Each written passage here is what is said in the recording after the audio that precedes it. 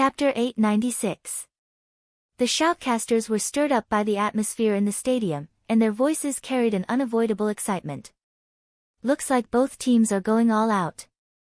A double, 4 aces. I thought they would only appear in the team battle, but from the looks of it, no one would have expected Chin Mo's move. The other shoutcaster was equally shocked. From a certain perspective, this is probably the first time Chin Mo has participated in a doubles match. In the past, he has participated in doubles matches with others watching while he killed 2 players alone. Yeah, Chin Mo is too arrogant, but no one can match his arrogance.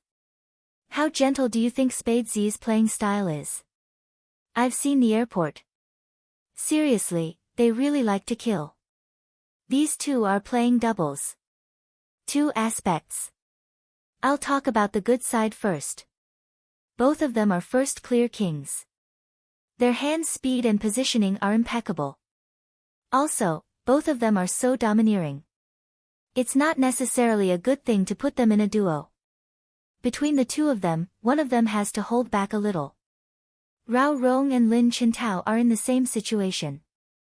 It's not the same. Lin Qintao's style isn't like Spade Z's, he knows how to work together. Hence, we'll have to see which characters are chosen. Usually, in a doubles match, it's best if the characters can work together. This shouldn't be a problem for Supreme Alliance. After all, Chin Mo and Spade Z are all-rounders. I'm just worried that they won't play according to the rules, their playstyle. The commentator had not finished his sentence. The two of them were already seated in front of the computer. They clicked the mouse at the same time and entered the game, choosing the character they wanted to control. The character's stats appeared. The commentator immediately swallowed his words. This. Do I still play or not? I've already guessed correctly. Even if I don't play by the rules, I can't be this unconventional. 2 assassins. How could they cooperate? Damn. Am I seeing things? Almighty Chin must be joking, right? Almighty Chin, you really won't consider changing to someone else? Can't Big Spade play with characters with other attributes? It's so tough, go all out. That's not it, Big Spade switched to an assassin this time. With a lifesteal, his HP wouldn't be so low. But Big Spade's forte is camouflage and invisibility. No matter what, it doesn't seem right for 2 assassins to fight like this. I can't understand this combination anymore. Big Rao's team has a good combination. The assassin has tanky equipment, and there's also a titan. They have crowd control and damage output. Most importantly, if they don't have any squishy skin, the assassin won't be able to cut through them even if he wants to. It was a game that high-level players could understand. Rao Rong and Lin Qintao are the nemesis of Spade Z and Chin Mo, especially Spade Z. Everyone knows that Spade Z's fast hand speed is his specialty, but when it comes to magical flesh, no matter how fast he is, he still has to consider if he can rush over. This is really a match where no one can predict the outcome. The other shoutcaster was puzzled. Why don't Spade Z play a Fatten as well?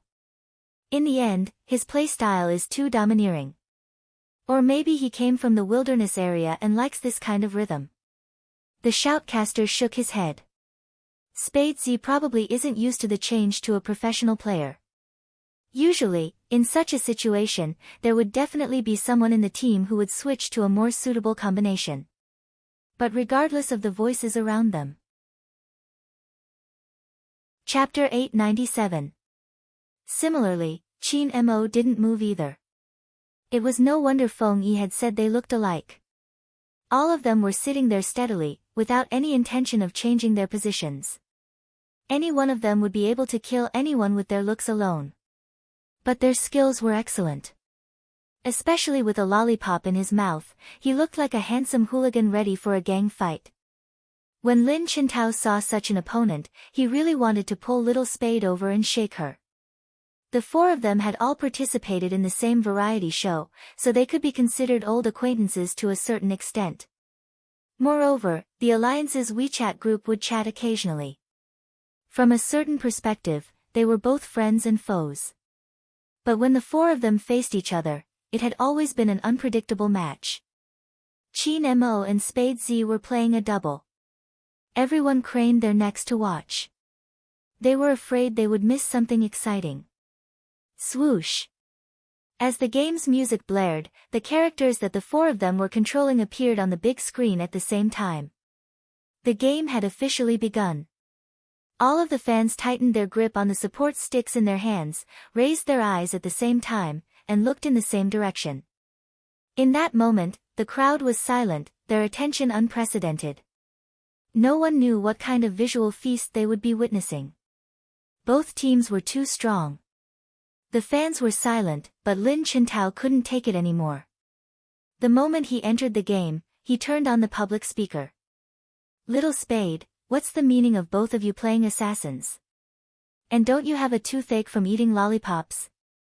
More importantly, I'm warning you, don't come to our side to fight. If you want to fight, fight your own team. Tell me, do you dare to fight me head-on?" As he spoke, Lin Chintao's hands didn't slow down at all. The fans shrugged. He's at it again. This was Lin Chintao's style, he would start with nonsense and end with a taunt. But everyone assumed Big Spade wouldn't bother with him. After all, everyone knew how chatty Lin Chintao was. If you bothered with him, he would definitely ramble on from the start to the end. Unexpectedly, the youngster turned on the public speaker, her lazy voice drifting out. "Who wants to fight you head-on, Brother Mo, and I will take the path of a bookworm." "You? A top student?" Lin Chintao felt that everyone in the world could become a top student. A certain someone looked like a slacker and didn't seem like one. "What's wrong with me being a top student?" She moved the mouse slightly, her left hand switching between light clicks. The clicking sounds were so fast that it was unbelievable. She still had the time to deal with her opponent's nonsense. As long as it was a battle between experts, they wouldn't take the normal route. However, the shoutcasters could not understand this time. Bo Jiao had always been a player that farmed beasts. Why was she heading straight for the middle lane this time? The speed at which she wiped out the troops was shocking. Rao Rong narrowed his eyes. As a Fatten, he definitely wouldn't allow Spade Z to enter the tower. He wanted to fight him, but his opponent had no intention of fighting him. He turned around and jumped into the jungle. Rao Rong wouldn't follow them easily. It was simple. Qin Mo might be in the jungle on that side. One of the assassins appeared and lured the sorcerer into the wilderness, while the other assassin appeared to block the sorcerer with his ultimate skill. This is not unheard of. The calmer it was in the game, the more it meant that something was up. From the audience's point of view, they had a panoramic view of the entire map. Hence, they were clear of everyone's location, including the attack signal that Qin Mo had sent out at the red bushes. Some shook their heads. Supreme Alliance's move is useless against Almighty Rao. I think Spade Z should change his strategy since he is facing Almighty Rao. He wouldn't fall for such a trick. That's true. In terms of experience, Almighty Rao isn't any lesser than Spade Z, there isn't much hope in tricking Almighty Rao. Just as they were discussing, the shoutcaster suddenly spoke up. The shoutcaster suddenly said, "I don't think he's trying to attract people. He isn't luring anyone." Another commentator pointed to the red dot on the map. "Look at Qin Mo's position, this is obviously a setup, but Rao Rong saw through it." The shoutcaster took a look at the replay. That's not right. If Spade Z was trying to lure someone, he would have stopped for a while to make it easier for them to catch up. That way, the two of them would be able to surround each other and not give each other a chance to escape. But Spade Z didn't stop at all. Judging from his speed, Spade Z shouldn't be trying to lure someone. Otherwise, why wouldn't Spade Z stop and head straight for Qin Mo? The other shoutcaster immediately switched to the screen, his eyes widening. He isn't luring anyone, he's going for the red beasts. What do you mean? This time, the audience was confused. The shoutcaster immediately organized his thoughts. Let's take a look at Qin Mo's positioning. He first went for the blue beasts and then retreated to get the red beasts. The red beasts were clearly taken down by Qin Mo a second ago, but what is everyone looking at? Qin Mo sent out a signal but he didn't move. Hence, his attack isn't to encircle anyone but for Spade Z to collect the red beasts. The audience wouldn't have expected such a ploy. What made them speechless was, it wasn't just the red beasts, even the other beasts in the wilderness were killed in one hit by Spade Z after Qin Mo was almost done leading the troops. The CP fans couldn't help but cover their faces with their hands. You can't be so doting, letting his wife kill all the beasts, it's so cute. Even though the CP fans' metaphor wasn't very appropriate, it was indeed the case. The two shoutcasters were a little confused, they didn't know how to explain the current situation. Does Qin Mo mean that Spade Z is the leader of this match and he's the support? Otherwise, how could he fight like this? In that instant, the eyes of those who understood what was going on would tremble. That included Yin Wuyao. He had been holding a cigarette in his mouth, but when he saw this, the ash fell to the ground. At that moment, he sincerely admired the person who had won the Best Esports Player award at such a young age. Because no captain would be willing to be someone's support. Moreover, he wasn't just anyone, he was the strongest hero, Qin Mo. Or, in his mind, Spade Z was already on par with him. Isn't this too risky? The shoutcaster understood Qin Mo's intentions.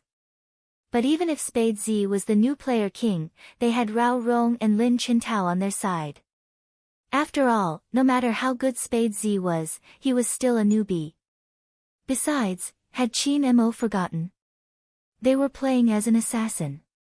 Right at this moment, the youngster moved again. Her movements were swift, especially her fingers, which were twice as fast as before. F***CK, what kind of hand speed is that? He's leaping from the bushes in the wilderness, so impressive. Is he going to snatch their beasts again? Isn't that a little unrealistic? Lin Qintao wouldn't allow Spade Z to act recklessly. Indeed, he wouldn't because Lin Qintao was already waiting at his red beasts, waiting to catch him.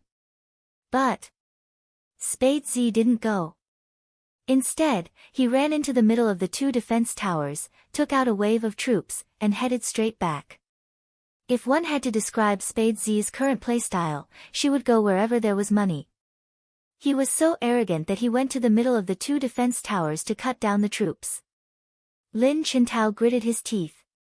Little Spade, do you really think we don't have anyone on our side? With that, Lin Qintao charged over. Lin Qintao was Lin Qintao after all. He was fast, almost catching up to Bojiu.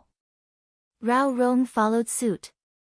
Rao Rong was impressive because of his ability to judge. For example, right now, he seemed to be able to predict where Spade Z would go, blocking in front of her. With troops chasing behind and Fatten in front, if he didn't think of something, he would definitely be surrounded. It wouldn't matter how fast Spade Z's hands were. More importantly, the audience had a bird's-eye view. They could clearly see everyone's position on the map. Qin Mo wasn't nearby. Would Big Spade still be alive? The hearts of the fans were squeezed tightly at that moment. Rao Rong narrowed his eyes, his fingers moving swiftly. The first wave of damage landed on Bojiu. The damage came with a speed reduction effect. Spade Z's speed had obviously slowed down. As long as Lin Qintao closed in with a big move, Spade Z would definitely die. There was no way to escape from Spade Z's position since there was a wall on his right. Some couldn't bear to watch any longer. They tilted their heads. The shoutcaster frowned. I'm afraid Lin Qintao's team is going to take that drop of blood. Before he could finish his sentence, the youngster's right hand moved in a snake-like motion, her left hand tapping at an astonishing speed. The three movements were seamless as she leaped to the right, passing through the wall and into the tower. With a second jump, she escaped the defense tower's attack, successfully escaping the encirclement. Even though she had lost half of her HP, it didn't affect her. The audience simply could not believe what they were seeing. It was because they couldn't imagine it. There was actually someone who used such a method to escape. Even in such a situation, someone was still able to maintain a clear mind and calculate the loss of HP. Perhaps the audience didn't feel much about it. But the two shoutcasters were stunned. It was obvious that jumping under the defense tower would allow her to escape the encirclement and save her life even though she would be attacked. But the most important thing was, who could be so clear-headed and calm when facing the encirclement of two great experts? Spade Z. This youngster, he was terrifying. F***ck, you actually went through the wall, aren't you despicable? Lin Qintao was filled with regret. How could he have forgotten that little Spade had switched to an assassin? Even though the assassin didn't have an invisibility function, she could still go through walls. Don't go through if you dare. Chapter 898. With that, Bojiu paused, standing at the base of her defense tower. She swept a wave of troops arrogantly before returning to the city to heal herself. F***ck. Lin Qintao wanted to fight back. This is the first time I'm seeing someone more shameless than me. Bojiu replied, don't worship me. Worship your head. Lin Qintao swept the tower. The audience could feel his resentment through the screen. The shoutcasters weren't in a good position. After all, the National League didn't seem like a proper competition with both of them. One of the shoutcasters coughed. Let's take a look at the replay. They definitely had to watch the replay. After all, the young man's dangerous jump could be said to be included in the game's textbooks. But, that wasn't what caught Rao Rong's attention. At this moment, he seemed to have realized something, turning abruptly. Wilderness. Lin Qintao moved his fingers, switching the map. That was when he realized that the blue beasts that had appeared were gone. He didn't have to think to know who had stolen their beasts. There were only 4 of them in the game. All 3 of them had been there. Only Qin Mo. F***ck, didn't you say you wouldn't steal beasts from our side? You guys are too shameless. Lin Qintao decided to take revenge. He turned and swept past Supreme Alliance's first red zone, wiping out all the beasts that needed to be killed. Bojiu was starting to feel frustrated. Aren't you being immoral? Leave a red for me. Your captain stole our beasts and you want me to leave a red for you?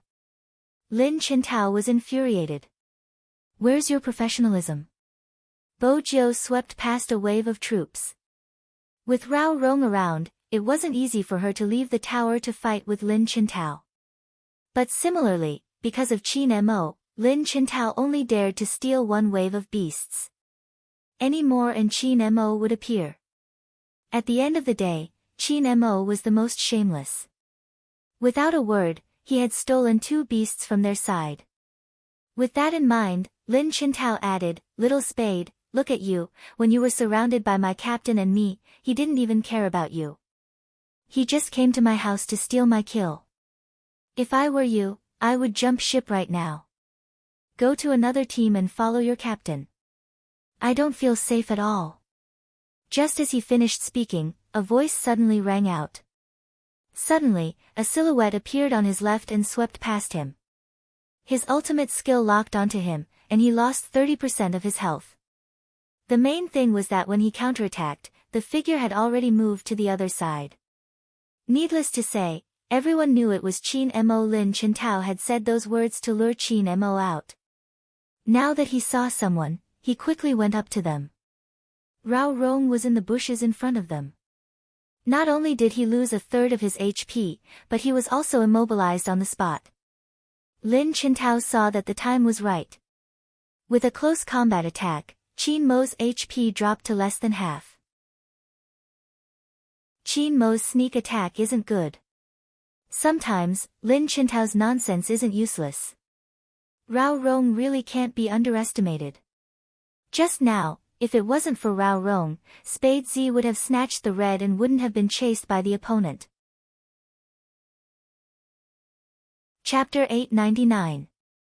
On the screen, the scene of 2 people chasing after one person was very shocking. The audience watched as Qin Mo's HP dropped to a critical level, as though he would be killed in the next second. Qin Mo wouldn't be able to escape even if Lin Qintao tried to kill him under the city defense tower. But at that moment, Qin Mo released a skill, purifying Rao Rong's control. The long fingers on his right hand moved swiftly, releasing the second skill, forming a circular sword formation that nullified the damage. With a wave of his long sword, his body flashed and he headed towards the wilderness, leaving behind a silver afterimage. It was a show-off. Seeing this scene, the commentator could not help but shout, "Beautiful!" Lin Qintao had already used his ultimate move when he was about to attack. There was no way he could catch up now. He could only watch as Qin Mo returned to the city. Moreover, he had lost half of his HP at the bottom of the tower. No matter how unwilling they were, they could only retreat. However, a figure leapt out from the bushes and instantly appeared in front of him, unleashing the most explosive attack.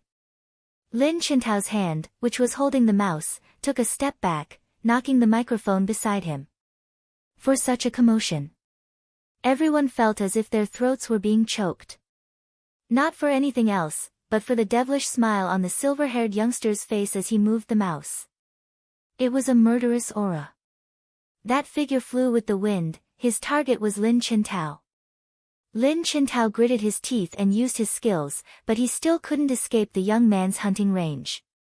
But Rao Rong was Rao Rong after all.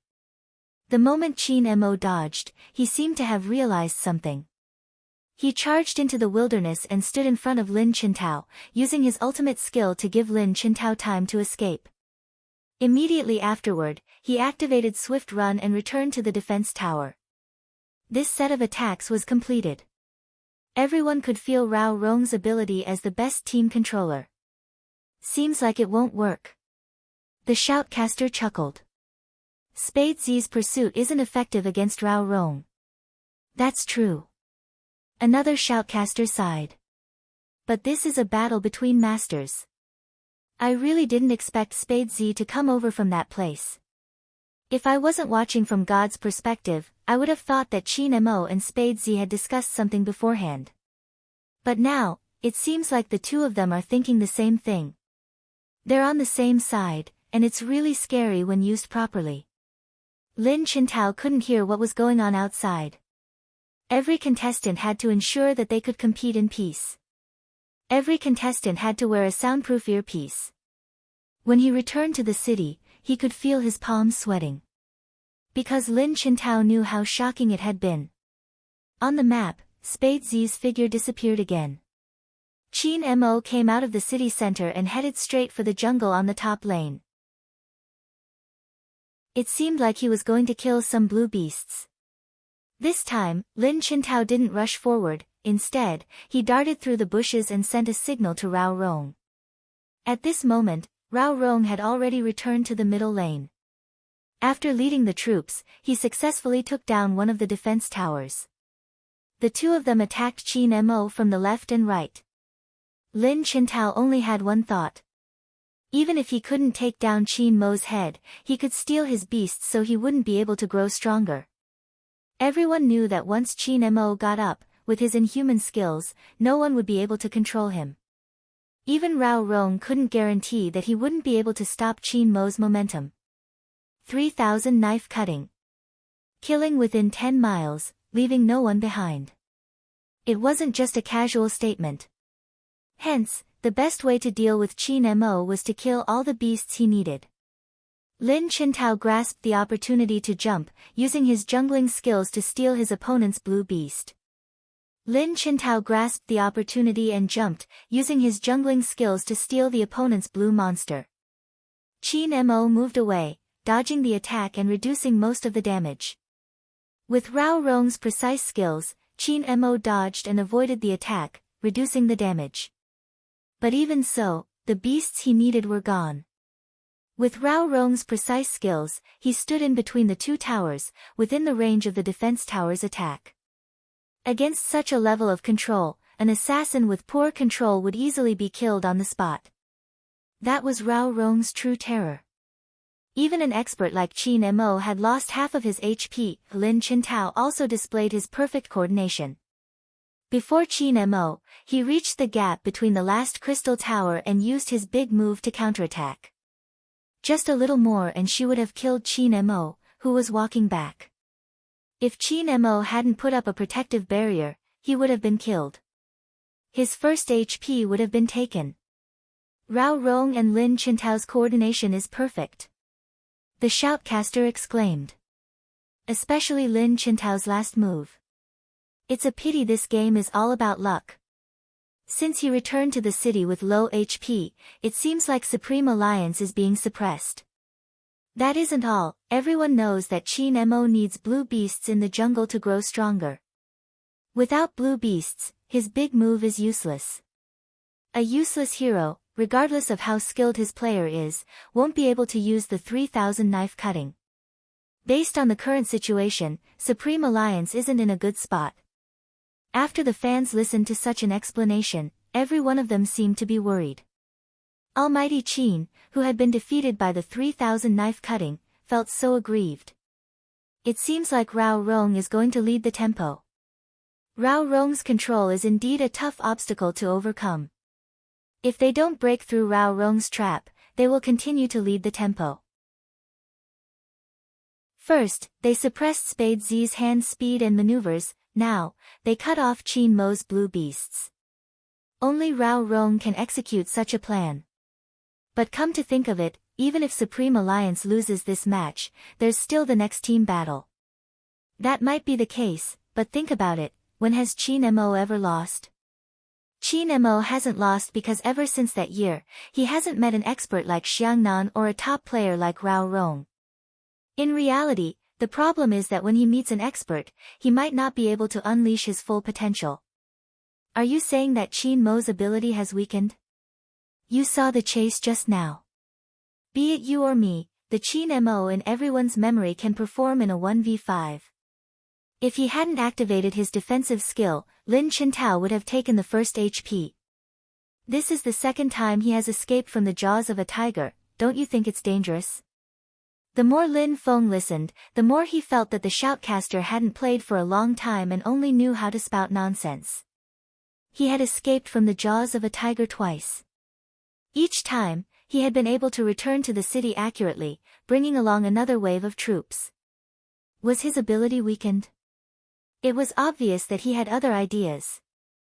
Their captain had never played games in a straight line of thought. Even though Lin Feng wasn't sure why his captain hadn't displayed his abilities yet. But he was certain that since his captain wasn't hiding in the map like before, he wasn't discovered. That meant he had other plans. As for what that plan was, with Lin Feng's naive brain, it wasn't easy to figure it out. But Yin Wuyao, who was experienced, was different. He seemed to have thought of something. He suddenly stood up and said only one word, dragon. Dragon? Before the audience could react to Yin Wuyao's words, a line of words appeared on the huge screen in the middle. A line of words appeared on the big screen hanging in the middle. The Tyrant King has been killed by Spade Z. The Tyrant King was an extreme boss. The team that killed it would be rewarded with double the experience. But, he killed the little dragon so early. It's still the same, I'm impressed by Big Spade when it comes to killing wild beasts and bosses. As someone who often gets killed after killing dragons, I really want to know how Spade Z did it. How did he kill the dragon single-handedly? Isn't he still in the early stages? No. Yin Wuyao listened to the comments around him, his voice heavy. It isn't the early stages for the little captain and captain. The reason why Yin Wuyao would say such a thing was because he had been observing the entire time. Ever since the start of the game, wherever there was money, there would be the youngster. Many people were wrong, the jumping back and forth wasn't for the first HP. It was for the economy. Regardless of the game, the more gold coins one obtained, the stronger one's abilities would be. Besides, equipment could only be obtained with gold coins. The character that the little captain was controlling had the ability to suck blood, so he could be used as a titan. This solved the shoutcaster's problem of the character's attributes being suppressed. Besides, the little captain had already taken down the dragon, so he didn't have to be afraid of the titan. The moment Bojio killed the hidden boss, the Tyrant King, the shoutcaster was suddenly enlightened. The shoutcasters seemed to have realized something as well. They immediately got someone to bring up the financial comparison of the 4 contestants so far. That was when they realized that Spade Z's gold coins were in first place, followed by Chin Mo. Which meant that Rao Rong's team seemed to have the upper hand, but that wasn't the case. The 2 shoutcasters glanced at each other, seeing the same shock in each other's eyes. There's the most important point. Yin Wuyao held a cigarette between his fingers. He was indeed an old man, even his stance was typical of his generation. Ever since the start of the game, the little captain and the captain have never stood together, which means that they have been fighting 1 against 2. His last sentence, 1 against 2, was like a bolt of lightning, jolting everyone awake. If the shoutcaster had only been shocked. But now, they were completely shaken. Because Yin Wuyao was right. Ever since the start of the game, both Chin Mo and Spade Z had been able to control the other 2, gaining the time difference to allow the other to do what he wanted. For example, Chin Mo had wiped out the other party's jungle. For example, this time, Spade Z had killed the Tyrant King. If all of this was planned, then the 2 of them are really terrifying, the commentator murmured in disbelief. They didn't communicate at all, did they? Other than Lin Qintao's nonsense, Spade Z. Furthermore, those words sounded rather thick-skinned. How could they have thought of the same thing? There's no need to communicate in front of a true expert. Yin Wuyao held the cigarette in his mouth, looking slightly mischievous. Not to mention the 2 of them. The 2 of them. Every single one of them was able to set the tempo of the entire game. Even when they were fighting 1 against 5, they would be able to kill one of them and escape successfully. How could they only act on the surface when they were doing things? But how much trust did they have to use such a strategy? Spade Z's confidence in Chin Mo was understandable. Did Chin Mo have the same confidence in Spade Z? Did he think that even if the youngster was facing 2 people, he wouldn't be destroyed? It had to be said that such a thought was too presumptuous. However, they had really presented such a method to the public. Even if their fighting style was too domineering and they weren't convinced, so what if they wanted to develop independently? It was precisely because of their domineering nature that the cooperation between the powerhouses was different from the others. If Chin Mo had been fighting 1 against 2. The shoutcaster chuckled bitterly. I wouldn't have dared to imagine what it would be like if the 2 of them worked together. At this moment, no one dared to say that it was inappropriate for the 2 of them to choose assassins at the same time. Even though their formation wasn't compatible, it gave off an inconceivable feeling. Even Lin Qintao didn't waste any more time, focusing on the map. He knew it wasn't a suitable time to capture Spade Z because it would be difficult. Even if he managed to capture him, he would be able to defeat Spade Z in a one-on-one duel because of the disparity in their finances and equipment. But if their captain had followed behind him, he would have been able to kill Little Spade. Even if Little Spade's maneuvering was incredible, he would be able to do it as long as he was given an opening. But their captain had chosen Fa Tan. Under normal circumstances, Spade Z would have escaped before their captain had arrived. Lin Qintao hadn't expected their formation to suppress their opponent. At the end, it would reveal their weakness. They weren't as agile as their opponent. In other words, they couldn't kill as fast as the enemy, and they couldn't run as fast as the enemy. But Lin Qintao hadn't expected this. Chin Mo had actually given up on the blue beasts in order to protect Little Spade. Unless... Lin Qintao paused. The main attacker wasn't him, but Little Spade. Rao Rong had figured it out long before Lin Qintao could. But, was this youngster really that good? Was Chin Mo willing to assist him? That was Chin Mo. However, the silver-haired youngster in front of the computer wasn't affected by the gazes, her side profile as handsome as ever. After returning to the city, her fingers moved, flicking her black wrist guard. Her lips lifted, her handsomeness numbed their hearts. Chapter 900. Just a few words.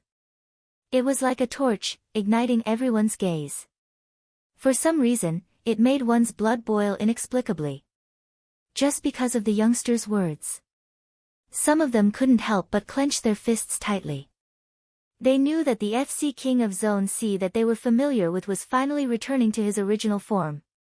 "It's coming," Yin Weiyao said. He placed his hands down, his eyes on the screen. On the map, Qin Mo and Bo Jiao were like two arrows that had left the bow, skimming across the wilderness. They were shoulder to shoulder. As they skimmed across the grass, they were so fast they brought up a gust of wind, neither of them falling behind the other. That kind of sharpness. Be it Qin Mo or Bo Jiao, their slender fingers moved extremely quickly.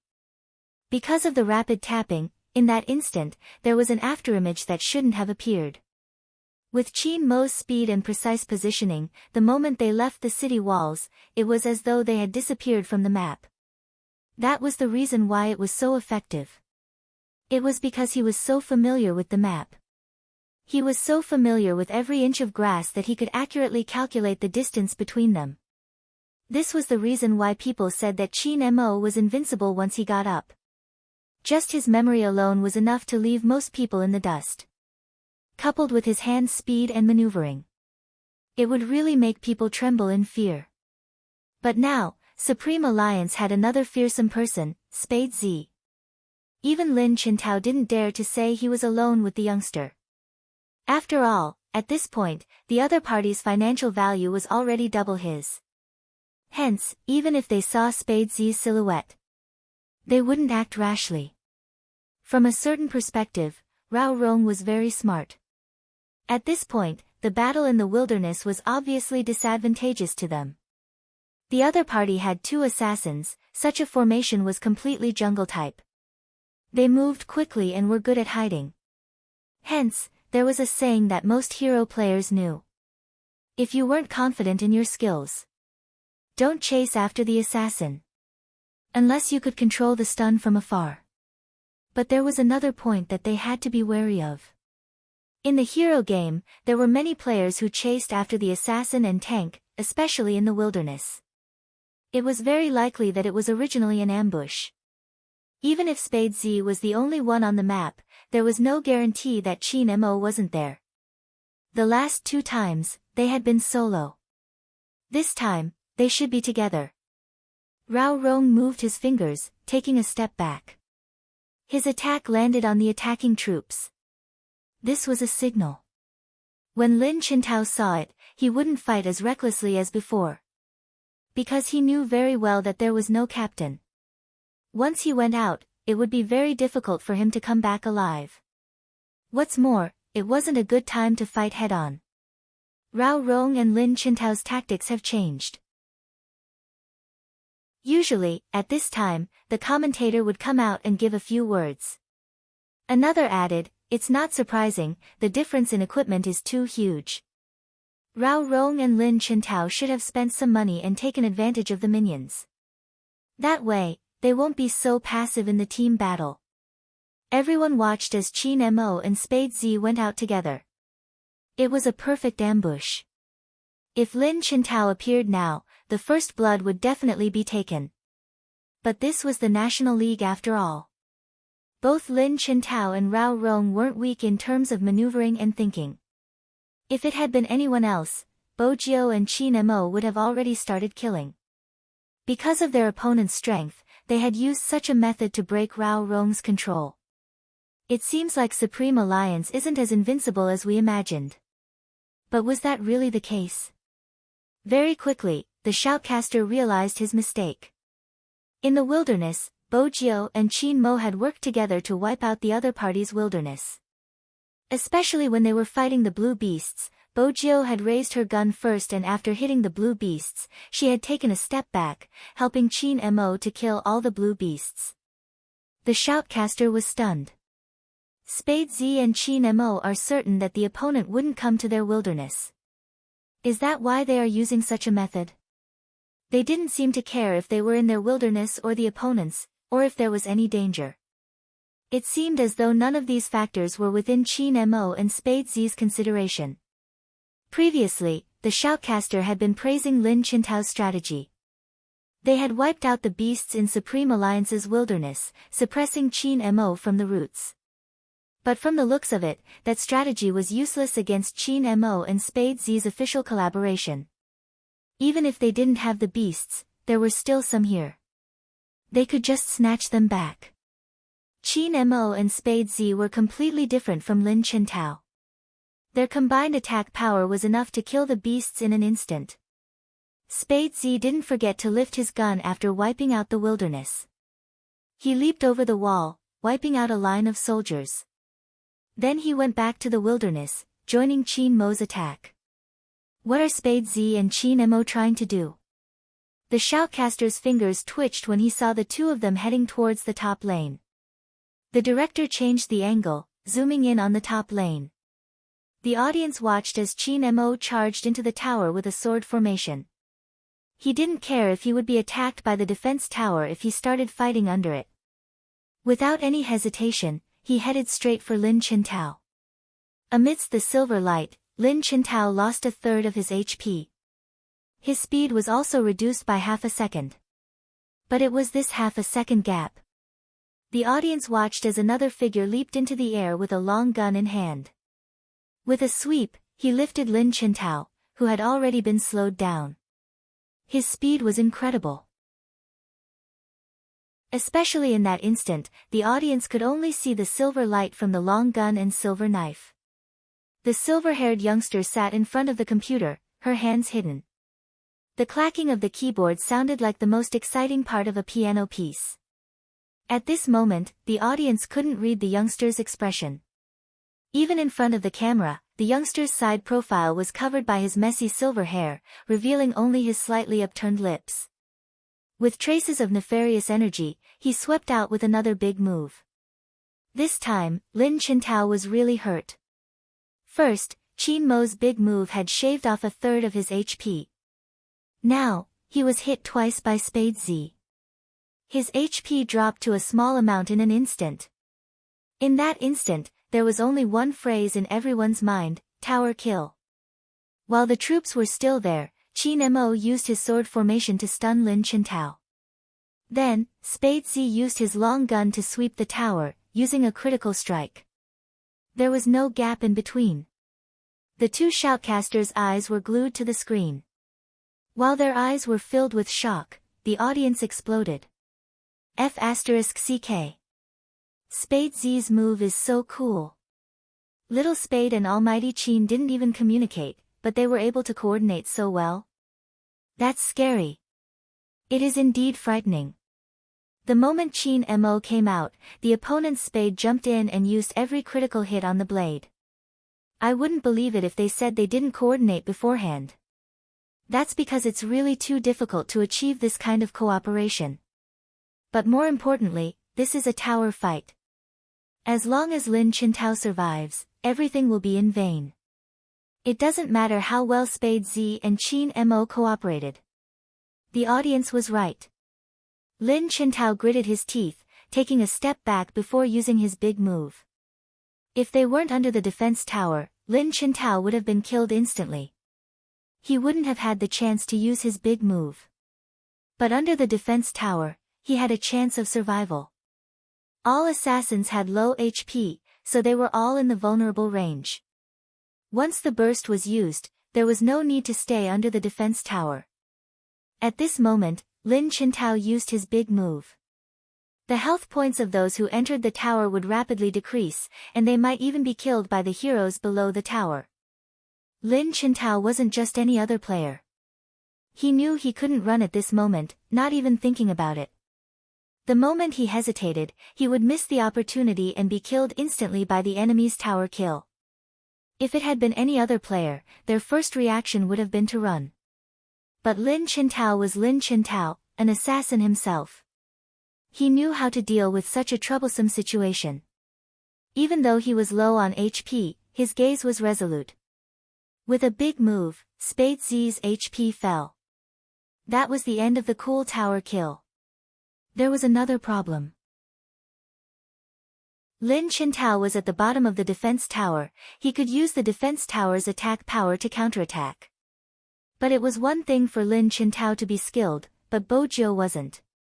Just as Lin Qintao was about to use his second move, Bo Jiu swung her long spear, leaping out of the defense tower. She changed her angle and led the troops to attack the tower. That was too fast, too swift. It wasn't easy for Lin Qintao to take the first kill. That wasn't all, the youngster's entire body exuded an indescribable pressure. Lin Qintao understood instantly. He wouldn't be able to defend the defense tower. Besides, he was low on HP. It wasn't safe for him to return to the city. Both Qin Mo and Spade Z had crossed the defense tower. From the looks of it, there might be a second attempt. Hence, he had to run back. It might have taken a long time to describe, but in reality, it had only been 10 seconds since Qin Mo had cut in. Everything happened too quickly.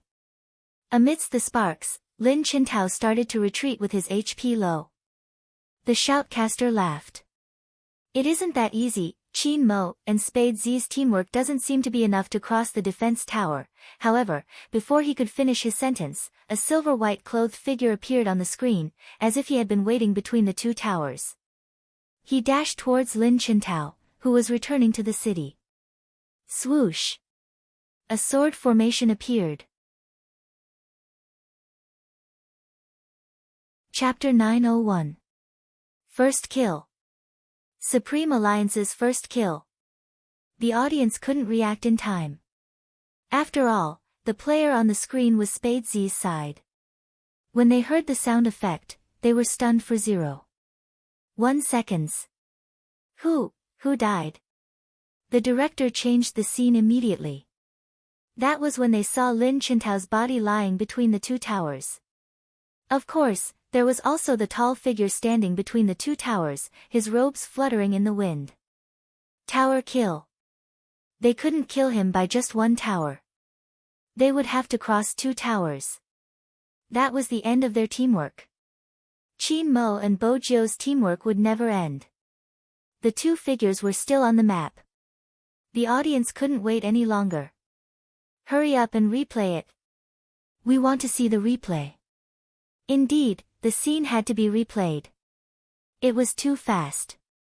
Lin Qintao was still sprinting back to the city when a sword formation suddenly appeared. A sword formation suddenly appeared over there without any warning. Even the silhouettes of people were so fast that they couldn't be seen. The silver glow was the explosive force from the clash of weapons. Blood splattered everywhere. Just like that, he took the first kill arrogantly. Lin Qintao gritted his teeth. Despicable, you actually hid in the bushes beside the two towers, waiting for me to retreat so you could kill me. Isn't that the move you used on me just now? Have you forgotten it so quickly? Qin Mo's voice rang out, noble and calm. Lin Qintao wasn't the only one who stilled, even the shoutcaster.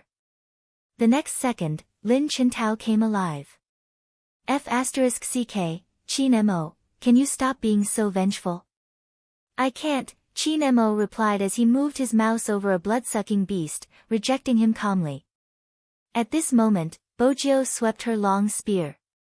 Not only was the defense tower destroyed, but even the soldiers were cleared by her. Bo Jiu thought to herself, Lin Qintao, aren't you kidding me by asking the Almighty to stop being vengeful? His greatest strength was vengeance. Bo Jiu, who had her dark history flipped, finally saw someone who was in a worse state than her. Hence, she approved of the Almighty's counterattack. His handsome face was incomparably serious as he killed. Lin Qintao wanted to vomit blood. When the two of them cooperated, it didn't seem like they were playing a game, but more like bandits. He didn't even give them a chance to breathe. At this point, Lin Qintao could already feel the pressure. But he was an assassin. If he were to back down now, there would be no way for him to continue the match. Thus, Lin Qintao didn't retreat. Instead, he charged forward to clear the troops. Rao Rong's fingers were a little dull. Because he knew very well that at the start of the match, that guy kept saying that he couldn't be a burden to him. But the truth was that he was dragging him down. His hand speed was much slower than before, and coupled with his lack of understanding of Spade Z, it resulted in the current situation. He had thought that using the Titan formation would completely suppress the other party, making it impossible for them to rush over. But the consequence was that he couldn't keep up with Lin Qintao. If they couldn't keep up, it would be very difficult for them to cooperate. If the opponent was someone else, they would definitely win. But they were facing Qin Mo and Spade Z. They weren't just full of explosive power, they were adept at maneuvering and evading. They had even specially chosen characters that could leap over walls and towers. These skills would allow them to kill and escape at the most crucial moment. This had been a trap from the start. Chapter 902. Captain. Lin Qintao's voice came over. His eyes were a little dark. I'll work hard. Even now, he was still saying, as long as I can keep up with you, we won't lose, right? Captain. Rao Rong's gaze dimmed. He suppressed the emotions that were welling up in his throat, ignoring the vibrating phone in his pocket. He stared at the screen like an unwavering gemstone, standing there quietly. Yes.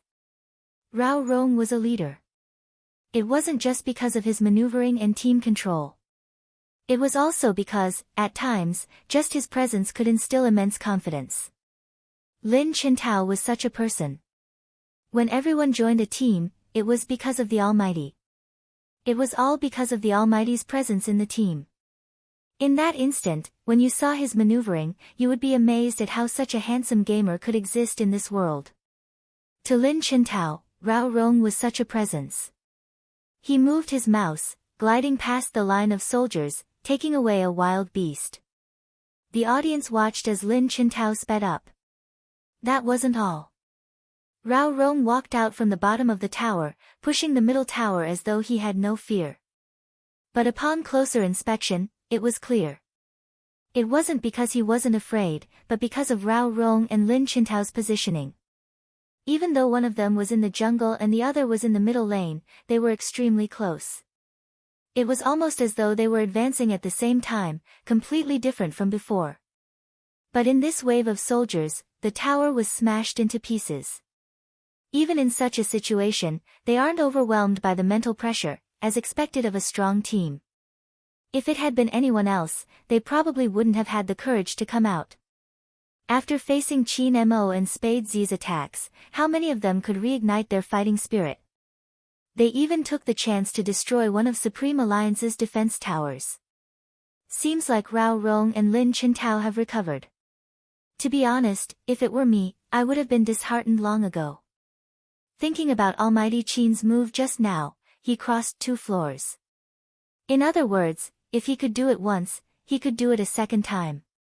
It would be a psychological burden. That's right. It isn't just Almighty Qin, even Spade Z is a player who can fight through the tower. If it isn't safe to stand at the bottom of the tower, it would be a little frustrating. But I realized something. As long as Rao Rong is around, it'll be hard for us to cross the tower and kill him because his mind control is really good. It's not a problem for him to stand under the tower, but once he leaves the tower, I can't guarantee his safety. As soon as this person's voice fell, everyone saw a white figure flash past, a silver gleaming sword formation rising, trapping Rao Rong.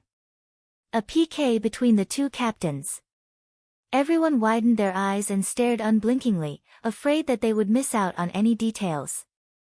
2 years had passed. No one knew who was stronger, Rao Rong or Qin Mo. But looking at their finances, Qin Mo seemed to have the upper hand. Second drop of blood. The crowd cheered. What they wanted to see the most was the continuation of the hot-blooded battle. But Rao Rong had never been one of the Supreme Alliance members. In the sword formation, he was forced to take a step back. Chapter 903. This control, it's beautiful. It was indeed beautiful. He had managed to immobilize Qin Mo. Fortunately, he wasn't at the bottom of the tower. If he was at the bottom of the tower, it was highly possible that Qin Mo would be killed. The effect of Rao Rong's control was that all his moves couldn't be used. Moreover, it had a defensive function. The closer he was to him, the faster his HP would be depleted. Lin Qintao glanced over, using a big move to close in, wanting to take Qin Mo down. But Qin Mo was faster, activating the protective barrier. With a flash, he returned to the bushes, leaving behind a streak of silver. This time, Qin Mo's HP was low.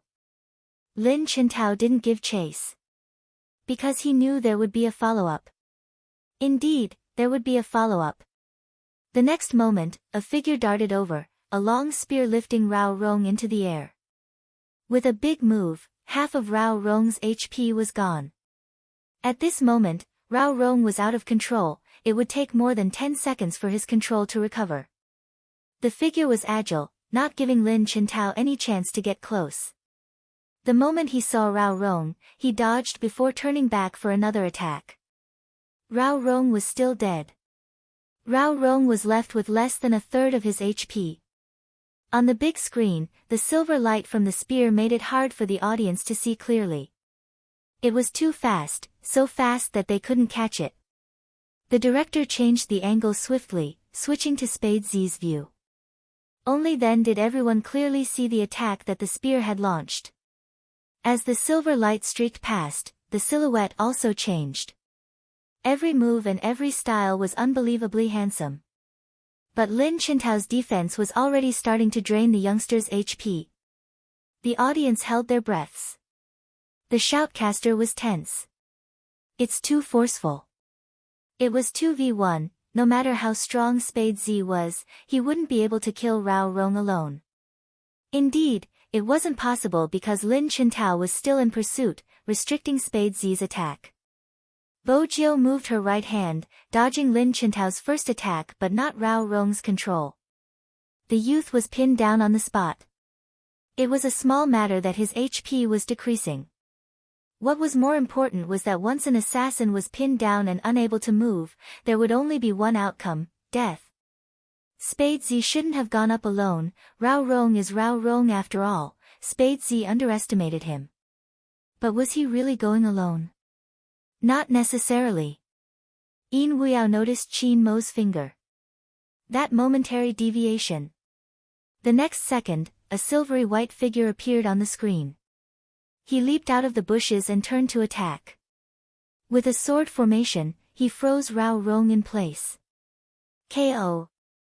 Before Spade Z's HP was depleted, Rao Rong was already lying on the ground. The second drop of blood. But the second drop of blood wasn't worth it for the Supreme Alliance. The reason was simple. Both of them were on the verge of death. Once Lin Qintao unleashed his ultimate move, he would at least be able to take one of their heads. Hence, Supreme Alliance hadn't won this 2-on-2 battle.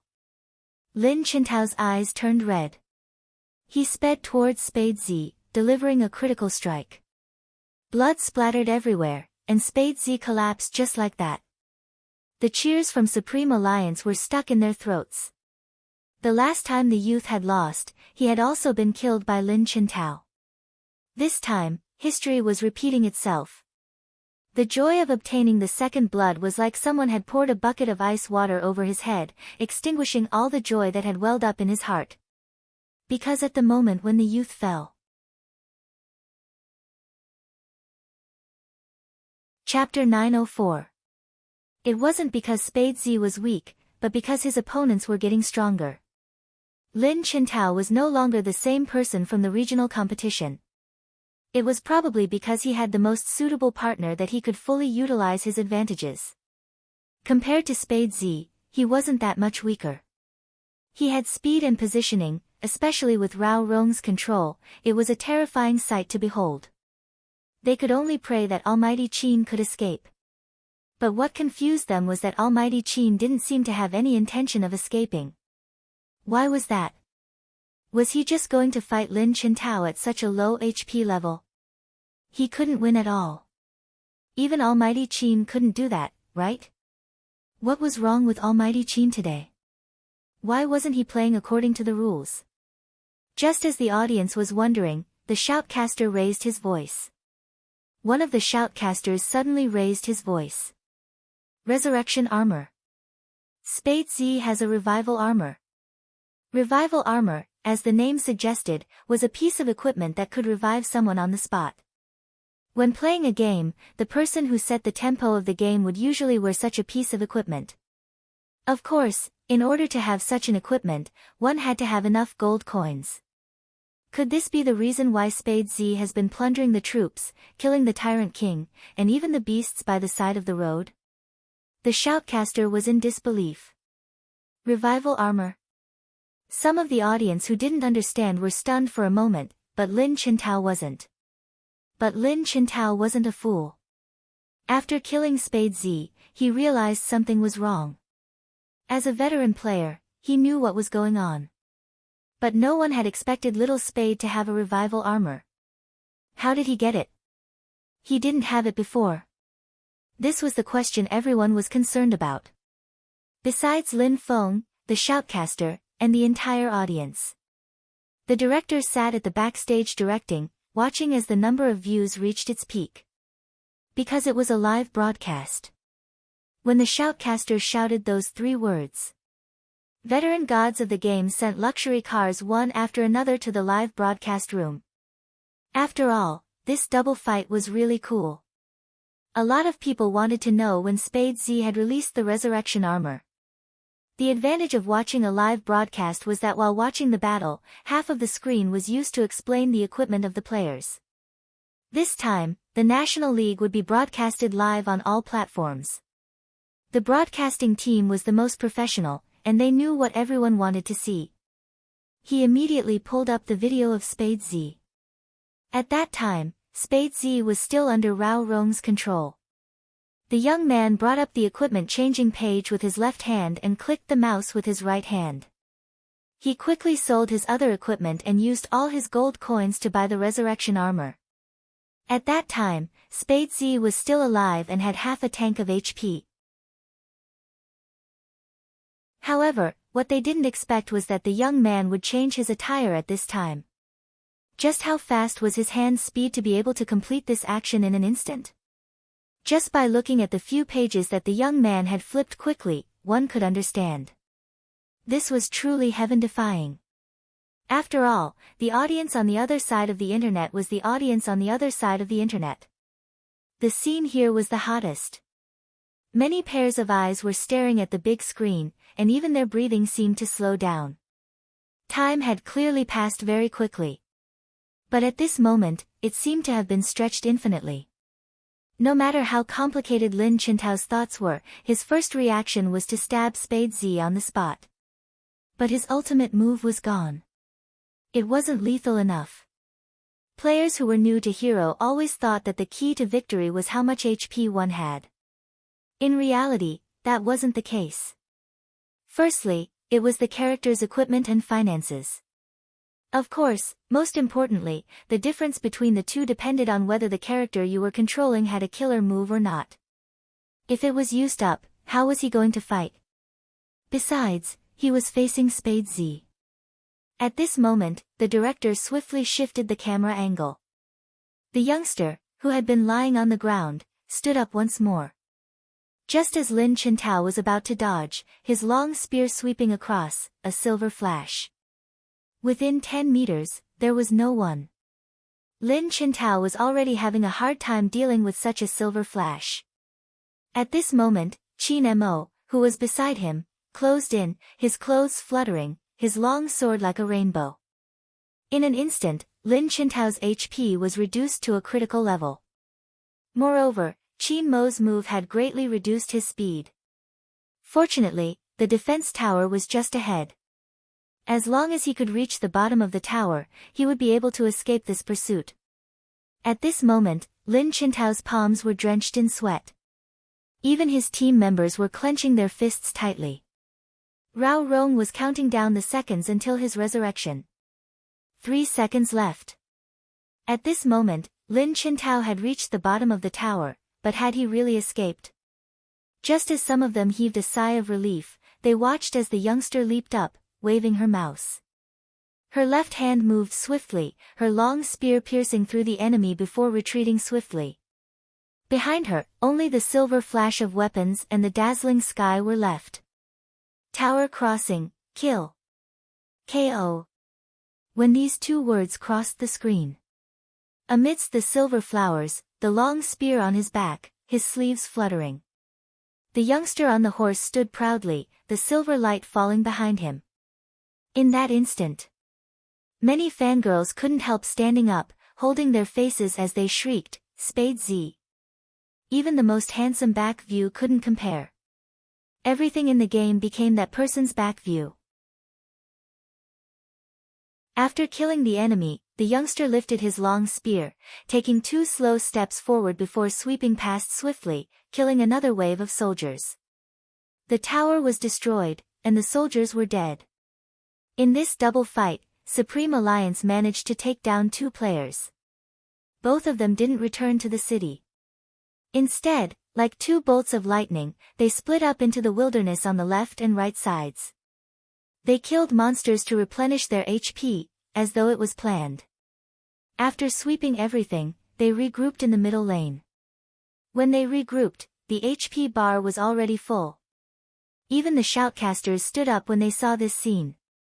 This year's Supreme Alliance, they were really strong. So strong that it wasn't within their expectations. Regardless of the commentator, they couldn't explain their fighting style, it was too illogical. There was no need for words, just kill. Even Qin Mo's fighting style was brand new, more lethal than usual. That was because he didn't have to worry about the entire field, he just had to fight alongside his teammates. Could this be the secret weapon that Feng Yi mentioned? The other club managers were starting to fall into a daze. They recalled Feng Yi's smiling face during the gathering, the words he had said while holding a glass of red wine. They had assumed that Feng Yi had poached Spade Z to anger them. From the looks of it, Wang Bang hadn't just been referring to the new king, Spade Z. Chapter 905. On the screen, the 2 of them had joined forces and forcefully destroyed one of the defense towers. After Rao Rong revived, he could only defend the middle tower. The defense towers on both sides had been destroyed by the troops. After the 2 of them split up, they attacked from both sides. Rao Rong couldn't go anywhere. It wasn't just wrong, it was too late. Was this Supreme Alliance's strategy? The 2 shoutcasters seemed to be at a loss for words, unable to utter a single word. At this moment, in the highest circle of the audience, a handsome man sat lazily on a designated VIP seat. A handsome man sat lazily on a special VIP seat. The visual effect was the best here, and he could see the big screen in front of him. Even the seat was more comfortable than usual. It seemed like this was the only way he could stretch his long legs. It wasn't an exaggeration to call him a handsome man. 2 buttons on his white shirt were undone, revealing his elegant neck. His face was extremely flirtatious. His silky black hair was tied behind him, but he didn't look feminine at all. Moreover, he was extremely handsome. Is this the person you wanted to see? The handsome man tilted his head, glancing at the person beside him with an arched brow. It wasn't anyone else, it was Hoshino. He had a gentle face and a natural composure. No matter what he saw, there would always be a smile on his face. Especially when he looked at Bojio, his smile would deepen, soothing like water. Tisk, tsk, tsk. The handsome man shook his head and turned to place his arm by Hoshino's side. Look at how sweet your smile is. Those who don't know might think you're related to someone else. You're just a little better at gaming. Hoshino tilted his head, looking at the handsome face inches away. Now you should know why I care so much about Supreme Alliance. Qin Mo, Spade Z, the handsome man laughed, his finger sliding across his chin. These 2 aren't bad. If I'm not wrong, Qin Mo should be playing the same way as me. But you aren't looking at Qin Mo, it's that person, the youngster with dyed silver hair. Hoshino, when did you learn to appreciate others? Hoshino took a sip of tea. Why do I sound like an arrogant B***star to you? You don't even know how to appreciate others. The pretty boy glanced at Hoshino, breaking into a lazy smile. Alright, the competition is about to end early. The winner will definitely be Supreme Alliance. You saw what you wanted to see, can you go back now? It's tiring for me to keep you company. Hoshino looked at the lazy man and stood up. Let's go. Indeed, it's time to go. If you don't leave now, I'm starting to wonder who you're going to fall in love with. Mainan put one hand in his pocket. Once he got up, he became even more domineering. With his background, he had never been a simple character. Hoshino was very clear about this. Hoshino didn't refute Mainan's words and was the first to walk forward. The pretty boy also took 2 steps forward. However, after that, he turned around sharply. His phoenix-like eyes swept over the silver-haired youth sitting in front of the computer. The corners of his mouth curled up, and there was an indescribable sense of danger. Just like a lion living in the grassland, it looked extremely elegant, but in fact, it was more difficult to provoke than anyone else. Spade Z. What exactly is in your body?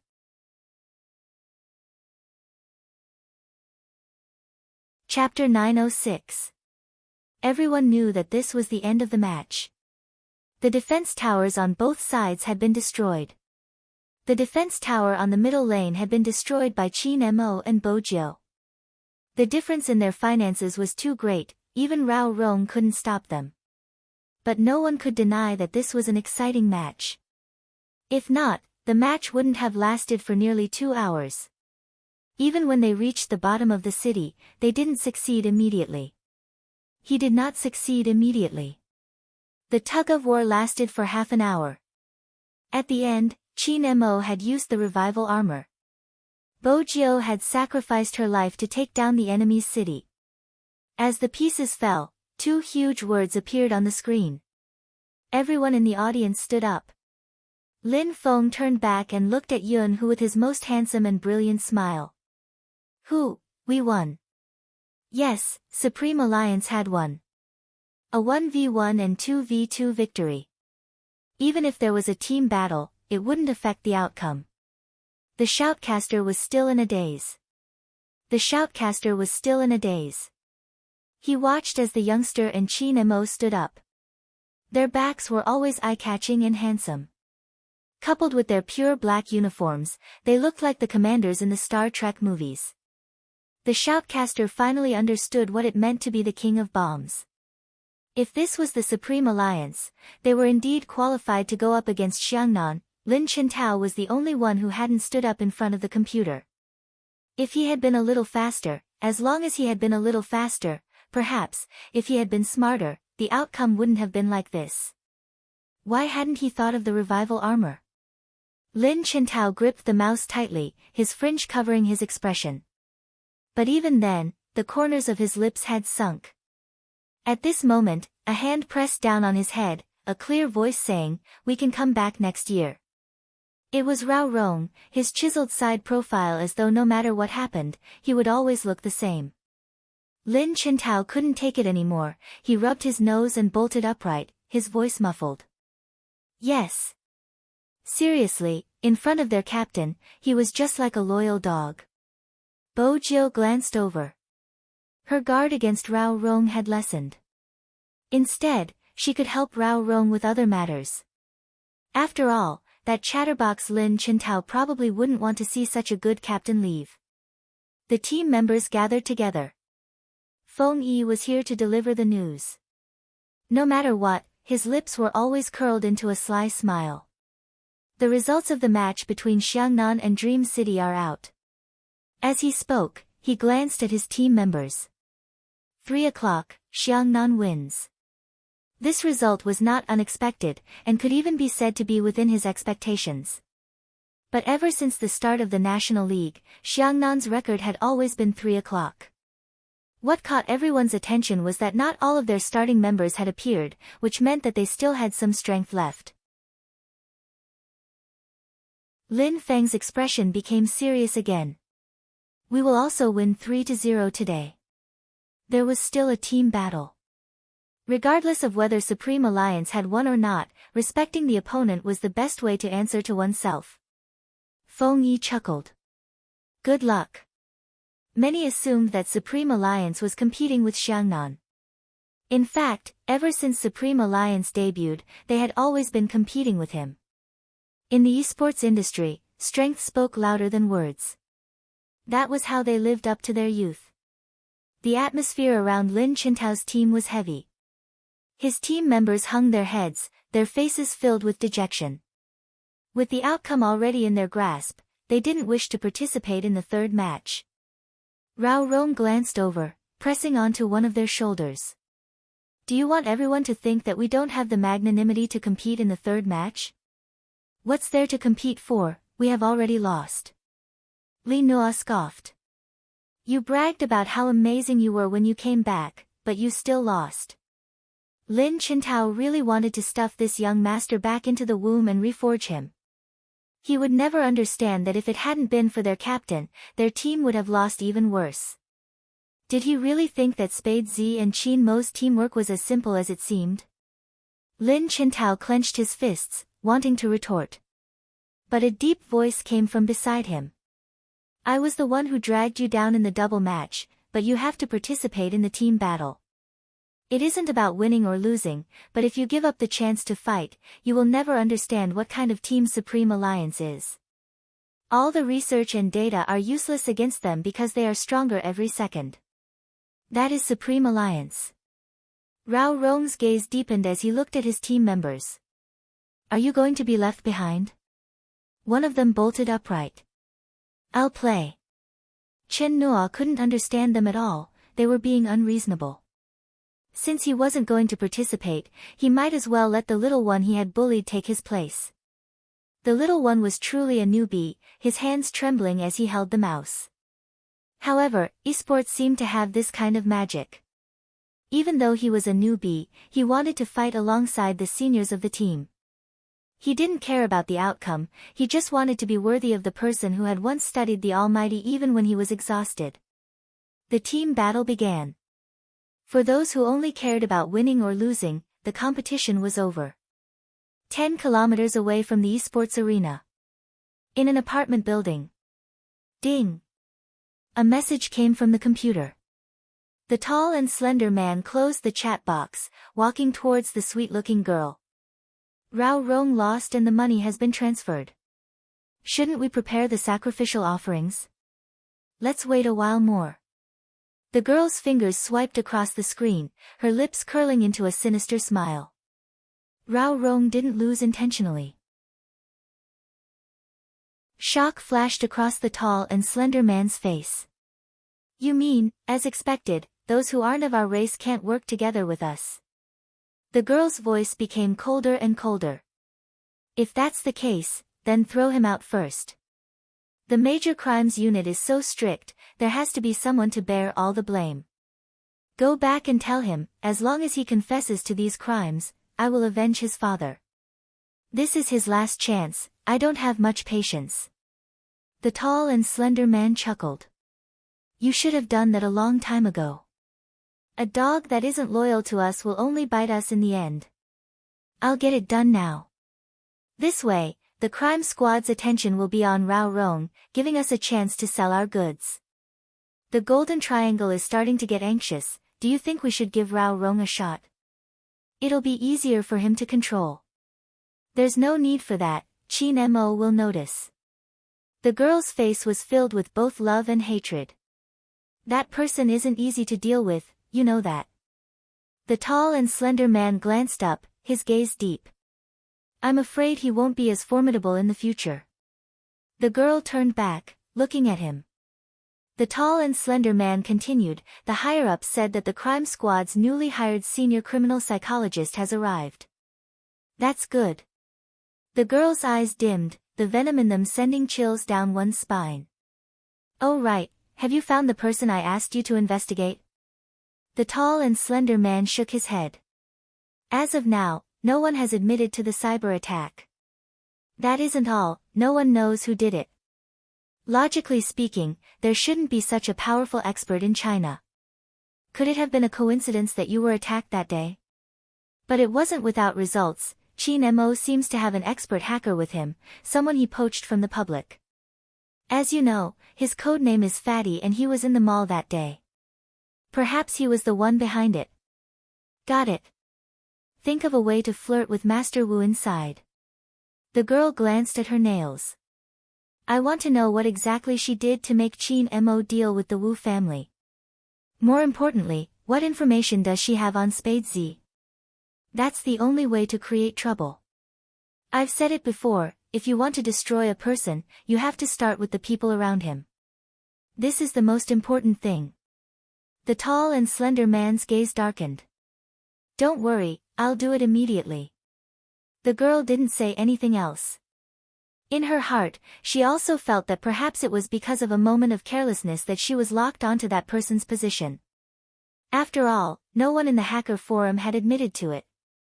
It could have been Fatty. The girl didn't give up completely, using the internet to investigate further.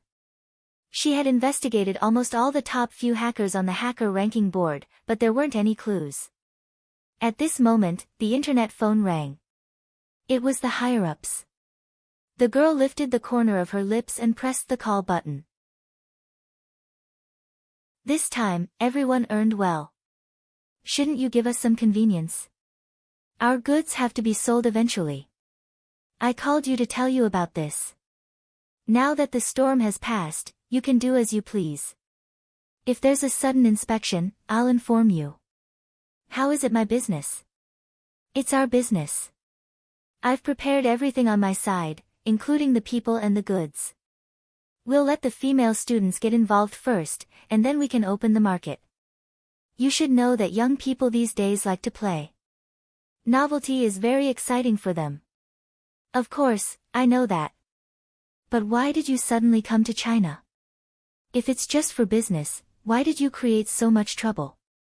Using the murder case as a cover, just to earn money? This was a test. The person understood that some things should be done and some things shouldn't be done. The girl looked at the bags of white powder, her lips lifting into a smile. Of course it's to earn money. Using this to gradually control the entire country. That was the purpose of this operation. But of course, the girls wouldn't say anything. The person didn't probe further, just reminding, don't go overboard, earn money, don't do anything else. The crime squad can only stall for a while. I understand. The girl replied, don't worry, I don't like killing people. Watching them commit suicide. Letting that person know that not everyone in this world was humane. That was her motive. Qin Mo should have joined them a long time ago. Only by joining them would he be able to unleash his full potential. People like them were the ones standing at the top of the pyramid. Toying with the fates of others was the most beautiful thing. But that person always had his own insistence. Since he was insistent, she would destroy his roots, at the same time, in the city center. Director Huang's office. A person was sprawled there, holding a magnifying glass. He was of mixed blood, but because of his European heritage, he had a strong presence. He looked like a gentleman from the British aristocracy. His fingers tapped on the documents, and he quickly locked onto his target. That day, I think it's necessary to investigate everyone in the cinema. Don't you Chinese have a saying, you'd rather kill 1,000 wrongly than let one go? Director Huang thought, bro, where did you get your Chinese from? Besides, we are a country governed by law, we aren't violent. Mr. Smith, other than this, what else do you need from us? With his leader around, Director Huang still gave face to the foreign guest. Smith glanced at him. I heard you have a criminal psychologist here and it has been almost a month but there aren't any leads on Z. Since that's the case, I would like him to hand over all the authority to me. I don't mean to snatch anything from him, but I will take the lead and he will cooperate. That way, there won't be any problems. After all, criminal psychologists aren't able to keep up with us when it comes to certain things. When Director Huang heard those words, he really wanted to give Qin Mo a call. He would put the phone on speaker so that Qin Mo could hear how she despised him. These days, there weren't many people who dared to despise young Master Qin. So, Mr. Smith, you're saying that Z is the culprit behind this series of cases? The foreigner replied. He pondered for a moment before replying, there is a 90% similarity in the crime, but I have to confirm the rest. I understood the situation before coming. Your criminal psychologist overturned my previous definition. He doesn't think Z is the culprit. I've crossed hands with Z more than 10 times on Fifth Avenue and I know Z's style better than anyone else. Hence, we can't let our guard down. Director Huang, little Huang didn't want to say anything else. He just wanted to call young Master Qin. Fortunately, the foreigner didn't continue attacking. Instead, he started with his analysis of the case. After listening to the entire process, Director Huang felt that this matter was getting deeper and deeper. He had a very bad feeling about this. But he couldn't put his finger on it. At 5 p.m., at the esports venue, the competition officially ended. As the victor, MVP Qin Mo had to be interviewed as usual.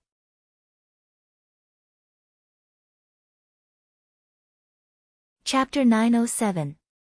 Bo Jiu arched a brow. I'm just buying a bottle of water. Why do I have to leave now that I'm here? What happened to the basic trust between humans? Qin Mo glanced at the youngster before turning towards the bodyguard beside him. Buy a bottle of water for young Master Jiu. Yes, Boss Qin. The bodyguards dressed in black would usually disguise themselves as assistants and follow Qin Mo around. This was a decision made by Qin Shi's parents after that year to ensure Qin Mo's safety. Bo Jiu watched the bodyguard leave before turning towards Qin Mo. The Almighty obviously didn't believe her. Didn't he say that sleeping with him would lower his guard's guard? This reason didn't seem to work in front of the Almighty. The words on the internet couldn't be trusted.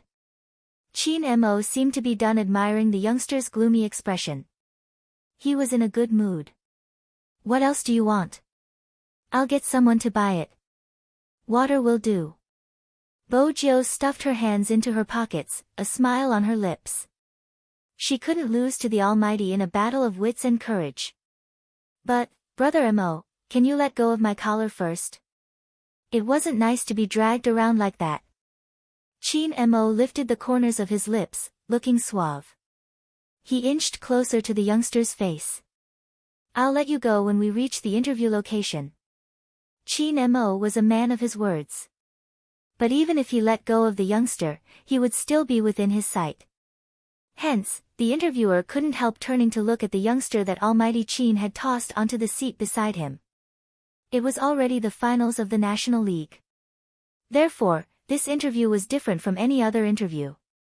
It was conducted through a collaboration between the live stream platform and the media. It was akin to a mini live stream. Even though it wasn't long, it was at least 7 minutes. The host would conduct a simple interview with Qin Mo based on the questions raised by the audience in the live broadcast room. She had already done one interview with Xiangnan. Now, it was Supreme Alliance's turn. The interviewer watched the youngster for another day. As expected, the atmosphere was different. Qin Mo might have said that he wanted to control her strictly, but in reality, other than the water, he had gotten his bodyguard to buy some snacks and toss them into the youngster's arms. Bo Jiu was a foodie. She ate almost everything in sight. His appetite was also very big. At this time, his stomach was indeed a little empty, especially after a match. It was a little taxing on his brain. It had to be said that the Almighty was very considerate at times. Besides, Bo Jiu had nothing better to do. Hence, she opened a bag, biting on a finger biscuit while watching the Almighty being interviewed. His silver hair was tied up by a hairpin, and his side profile was clean and handsome. There was a youthful smile on his lips, which was very seductive. He was completely unaware of how strong his presence was. The female host tried her best to pull her gaze back and clear her throat. After seeing the youngster, she was inspired. She changed the question she had prepared beforehand and said with a slight smile, Almighty Chin, after this competition, the internet is saying that you and Spade Z are the king of Supreme Alliance. When you two work together, it's like a pair of kings. I wonder how you guys managed to develop such chemistry. Is it convenient for you to tell me? Bojo paused in the middle of eating the biscuit when she heard her name being called. Her bright eyes and white teeth were indeed attractive. Chin Mo glanced at a certain someone who seemed to be in a daze, and a hint of a smile flashed across his eyes. He was a little black-bellied. When he looked at the camera again, his expression was neutral. We eat and sleep together, it's only natural that we have chemistry. The female host seemed to be in disbelief. She tried hard to suppress the urge to scream, pretending to be calm as she repeated, eating and sleeping together is indeed helpful in developing chemistry. But don't forget, this was a live broadcast. After Chin Mo said that, the live stream was flooded with comments. Oh my god, what exactly did I hear? The Almighty and Big Spade are living together.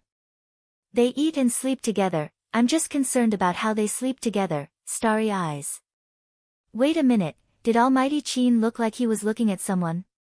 I have the same feeling. Logically speaking, shouldn't Almighty Chin be looking at the camera during a live broadcast? Let's not talk about this first.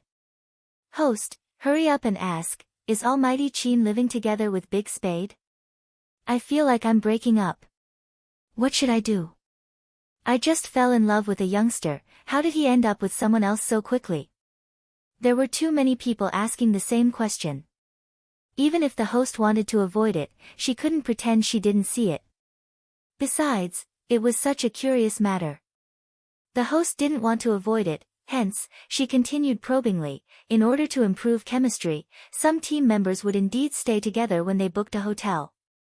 They would also have 2 to 3 days of training to discuss strategies. Is it the same for Almighty Chin and Spade Z? No. It was a surprising answer. Chin Mo's face didn't change at all, as though it was an ordinary matter. We stay together. This time, even the female host stuttered. Live together. Bojo frowned. When did this happen? Why wasn't she aware of it? At this time, the female host was so excited that she didn't know what to say. After all, this news was a real topic and benefit for some fans. The comments in the live streaming channel could no longer be controlled. Waves of The female host calmed herself down. Almighty Chin, you're saying that you're living together? Living together? You can understand it that way. Chin Mo's voice was calm. He stood there, exuding an air of nobility. Especially since he was wearing a Star Trek commander's uniform, it made him look even more aloof. But he just had to drop such a bomb. It was obvious that she admitted to living together. This was not the end. When he saw the youngster stand up, Chin Mo turned his head. Even though his voice was faint, everyone watching the live stream could hear him. Wait for me a little longer. But in an instant, another wave of comments exploded on the screen. I was wondering why the Almighty kept looking in that direction. So there really is someone there. Did you hear the Almighty's tone just now? There's a hint of command in his pampering and connivance in his command. I bet $100 that the person beside him is definitely Big Spade.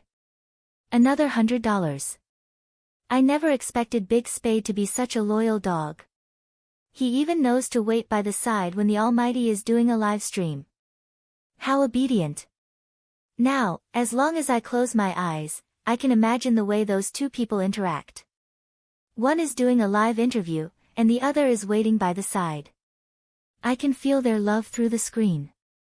What should I do? They are all from the same team, those CP fans shouldn't overthink it. Just stay close or you'll just bring shame to your Almighty Spade. After someone said that, the popularity would die down. However, Chin Mo could see the topics from this end of the live stream. His gaze paused on the last topic, his eyes darkening. Then he glanced over. The audience has already guessed that you're a listener. Come over and greet everyone. Listener. That means there really is someone else. The audience couldn't control their excitement. This time, Bojo couldn't leave even if she wanted to. On the other hand, all the reporters were shocked. When did the Almighty become so polite during a live stream? So passionate? In the past, the Almighty had never interacted with the audience. Unless there was a technical question, he would say it. The rest of the time, he would reply with an MMH or, I don't know. It was unprecedented for him to pay attention to the comments left by the audience. On the other side, the silver-haired youngster placed a hand in his pocket and smiled. I won't be appearing on the screen. Isn't this Brother Mo's personal live stream? The voice that was as clear as water came out. It wasn't impatient, it was a little deep. The audience's blood was boiling as they listened to this. F***CK, it's really my big spade. What did I say? Only Big Spade can make the Almighty like this. The two of them are even together during the live stream. I don't believe there isn't anything between them. Let me emphasize, I'm a straight man. This isn't convincing at all. But I really want to see Big Spade appear on the screen. The small screen during the competition isn't enough. With Almighty Chin's possessiveness, he probably won't let Big Spade appear. You better give up. It had to be said that this fan was right on point. Indeed, Chin Mo wouldn't let her appear. The reason why he allowed her to speak was to dispel the arrogant thoughts of others. He had already made it obvious enough. He couldn't wait to let everyone know. This person was his. As expected, after Chin Mo spoke, the people who had been warning the CP fans not to let their imaginations run wild disappeared automatically. In the next few minutes of the interview, Chin Mo would exchange a few words with the youngster from time to time. Someone asked, Almighty, what is Big Spade doing while you are doing a live stream? Chin Mo asked calmly. Your Big Spade is eating biscuits. Some people started to imagine the answer. Thinking about the youngster's face, he would be handsome no matter what he ate. It was inevitable that they would be infatuated for a while. But this couldn't compare to the fact that they could see two male Almighties at the same time in a live stream, even though one of them only revealed his voice and not his face. But in the eyes of the fans, this was already enough to satisfy them. After all, it was a combined interview between the two of them. This round of dog food wasn't too much or too little, it was just right. The live stream came to an end. The female host held onto the microphone. Thank you, Almighty Chin, for accepting our interview.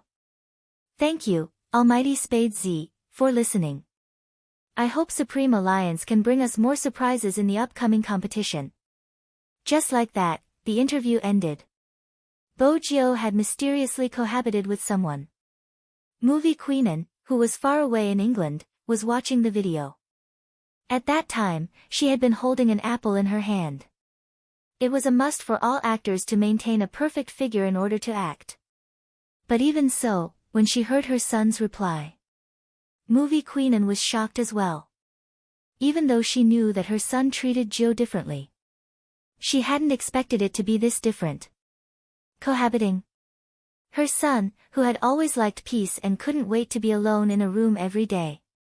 He was actually cohabiting with someone. Movie Queenan hung up her phone. Her nose was straight and her eyes were mesmerizing. But somehow, she felt that something wasn't what she had imagined.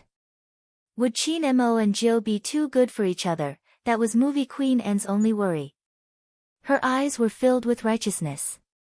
In the end, she stood up and said to the person beside her, book a ticket back, I want to go back and take a look. Yes, madam. She was also a mother. But when it came to Lin Feng, it was a different scene. He was still in his uniform and in the resting area of the esports arena.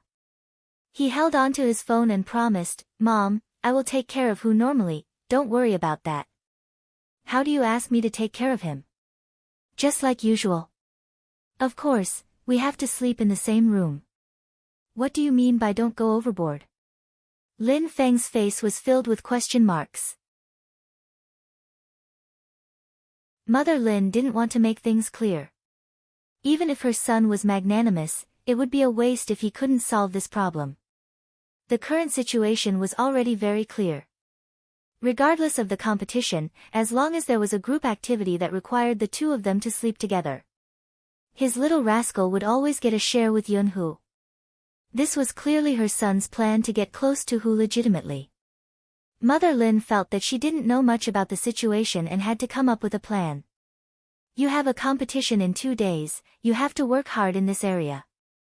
Also, when appropriate, maintain a distance from Hu. You are affecting Hu's search for a girlfriend. Got it.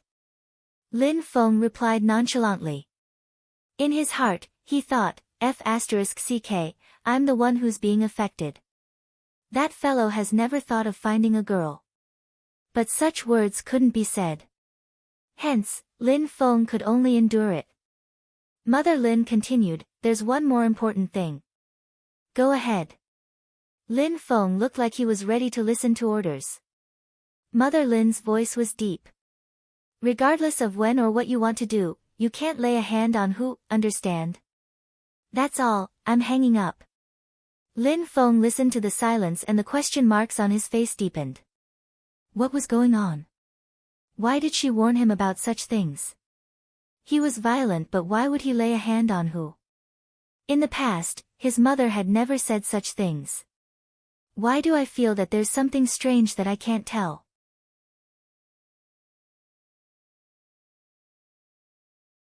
Chapter 908.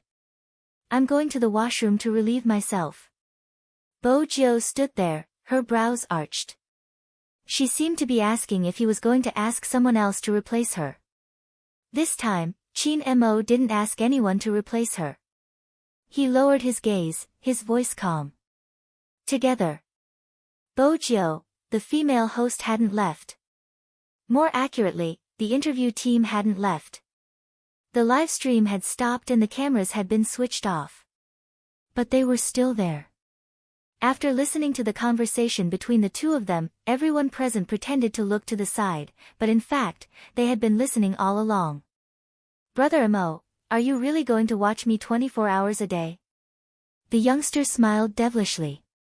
Qin Mo swept her a glance. I have to watch you carefully since you have a criminal record. Hence, in the Almighty's eyes, she was a criminal record.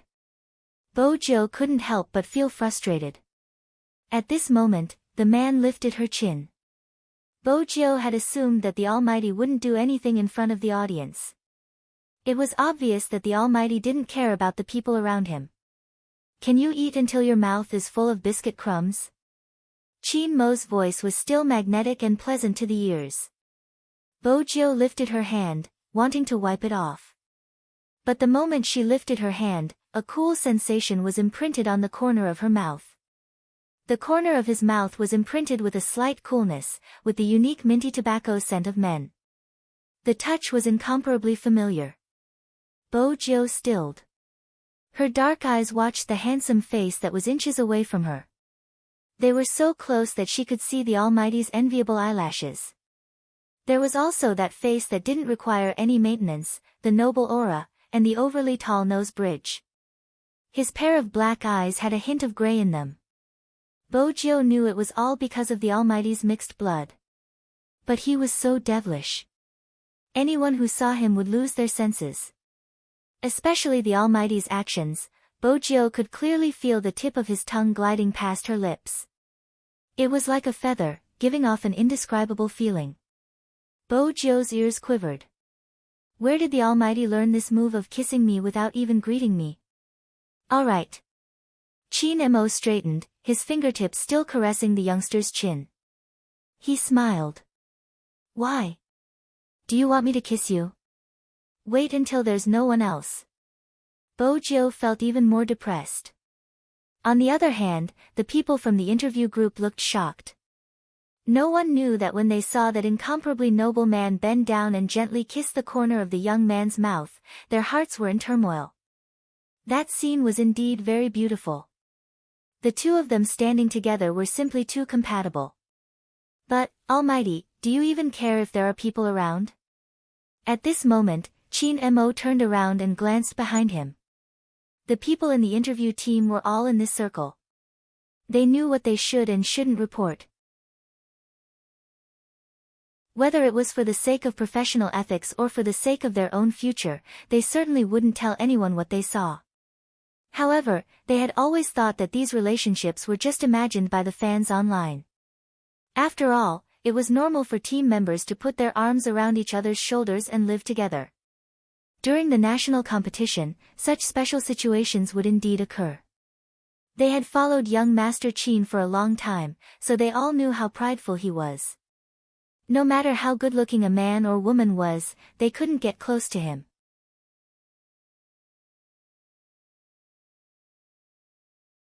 Chapter 909. No matter what, kissing someone in public was too shocking. Just from the expression of the female host, it was obvious how much of an impact this matter had on them. Actually, even the bodyguard who had been by Qin Mo's side for a long time was shocked, but he didn't show it. But young master, what would madam and boss think if they saw you like this? It was obvious that Qin Mo was declaring his sovereignty. It was probably because of a certain sentence in the live stream room. He might as well let the people in the industry know that this wasn't a figment of his imagination. This person belonged to him. His fingers stroked that smooth chin again. Qin Mo watched the youngster's eyes, recalling the way she had sat lazily eating her biscuits. She had been so obedient and he had wanted to pinch her. It was clear that a light kiss wasn't enough for Qin Mo. He grabbed the youngster's wrist and walked towards the corridor. Bo Jiu watched his movements. What are you doing? Aren't you going to the toilet? Qin Mo replied nonchalantly. He brought Bo Jiu into a dead end. Bo Jiu wasn't dumb, this didn't look like a toilet. But when she glanced up, before she could say a word, she was pushed against the wall. The next moment, a fragrant kiss came. This time, Qin Mo's strength was obviously different. Reaching out, he pressed the youth's waist down and forcefully pried open those light pink lips, inhaling the sweet breath, not even letting go of the tip of the lilac tongue. Bo Jiu knew that she wasn't as skilled as the Almighty in this aspect. Her mind went blank. She couldn't tell where the numbness came from, but in that instant, her legs went limp. When the hands reached into his t-shirt, his waist trembled heavily. It turned into a puddle of water. Fortunately, after the kiss, the man caught her, moving closer to her ear. His warm breath was scorching. You are really sensitive. Bo Jiu's ears turned red but she didn't have the strength to move. Qin Mo seized this opportunity. He watched as the youngster's eyes turned red from the kiss. His eyes darkened, and he pressed her tighter against him. He gave her another round of deep kisses until the back of the youngster's ears turned an alluring pink. Qin Mo then stopped. He pressed the youngster into his arms, his breathing becoming slightly heavy. Bo Jiu knew better than anyone else what it looked like when the Almighty was moved. Their breaths were filled with each other's breaths. The most awkward thing was that it was seen by the same person again. Lin Feng also felt that he really should buy a lottery ticket today to try his luck. Why was it that no matter where he went, he could see Little Spade and Captain kissing? The main thing was that the two of them acted as if nothing had happened. The captain glanced sideways and glanced at him. It was obvious that he was the one who had disturbed them. Bo Jiu had been feeling gloomy but when she saw Lin Feng's frown, she broke into a smile. She lifted her hand and placed it on his shoulder, smiling playfully at him. Lin Feng felt that it was a provocation. Wasn't it just two guys kissing? He was used to it and that was it. As a straight man, he had to suppress the discomfort in his heart in order to be manly and free. Captain, the entire team has gathered and we are heading to the nightclub to celebrate. They asked me to get you guys. Captain, you guys. Come over once you're done kissing. With that, Lin Feng turned and walked away as though there was a terrifying beast behind him. Qin Mo retracted his gaze and placed it on the hand on his shoulder. He said slowly, it seems like someone hasn't had enough kissing. Bojo obviously knew who he was referring to. In order to prevent the Almighty from catching her again, she bent down sharply and leaped out suavely. Qin Mo glanced at his empty hand, his beautiful thin lips lifting playfully. He walked over as well. Compared to the previous time, Lin Feng's reaction was much more normal. At the very least, he didn't study Yunhu. Supreme Alliance was rich. Everyone in the esports industry knew that. Besides, Supreme Alliance's style had always been to play however they wanted once they won the competition. Besides, they had a smiling director like Feng Yi. All of them boarded the commercial car and returned to the hotel for a short break before having a sumptuous meal. Next, they took the high-speed rail back to Jiang City. It was barely 10 p.m. If they didn't go to the nightclub at this hour, it would be a waste of their hard work. Those were Lin Feng's words. Supreme Alliance went to the Jiang family's territory, the most luxurious card room near the stage. There were more than 10 bottles of champagne opened. At the start, Shui Yaoyao didn't know they were going to this nightclub. It was only after he arrived that he stopped in his tracks. This was the Jiang family's business after all. She knew a little. She was afraid she would see that person. Bojo seemed to have sensed Shui Yaoyao's thoughts. She turned, her hands still stuffed into her pockets arrogantly. There was a unique gentleness in her voice. It's fine for everyone to come together unless the Jiang family doesn't want to do business. Or is there something going on between you and Jiang Zhua? Shui Yaoyao was stunned. She immediately denied, no, nothing. She wasn't suited for lying. When she replied, her gaze seemed to waver. Bojo was just testing the waters. She frowned when she saw Shui Yaoyao's reaction. Then she smiled. Don't be nervous, I was just saying. Let's go and celebrate. Shui Yaoyao nodded. She was still a little nervous. There were some things she didn't want Her Highness Zhou to know. From the beginning until now, she had caused enough trouble for His Highness Zhou. This kind of thing was ultimately her own decision, so it was better not to say it out loud. But there was one thing. Shui Yaoyao said in a low voice, 2 days ago, when I was at the Jiang family, I heard that Miss Wu was investigating you. She even wanted to contact Almighty Qin. Your Highness Zhou, why don't you stay in the same room with me for the rest of the competition? I'm afraid that Almighty Qin will notice something. Bojo glanced over and smiled lightly. The Almighty already knows. He already knows. Shui Yaoyao stilled. What? What was going on? Bojo continued, there are also some spectators that came to watch the competition. Spectators? Shui Yaoyao's eyes were filled with worry. You mean the fans? What about them? Bojo paused. They promised to keep it a secret for me.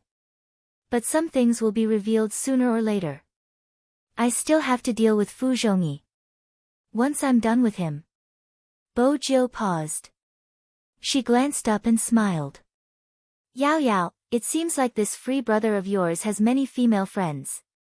She was changing the topic.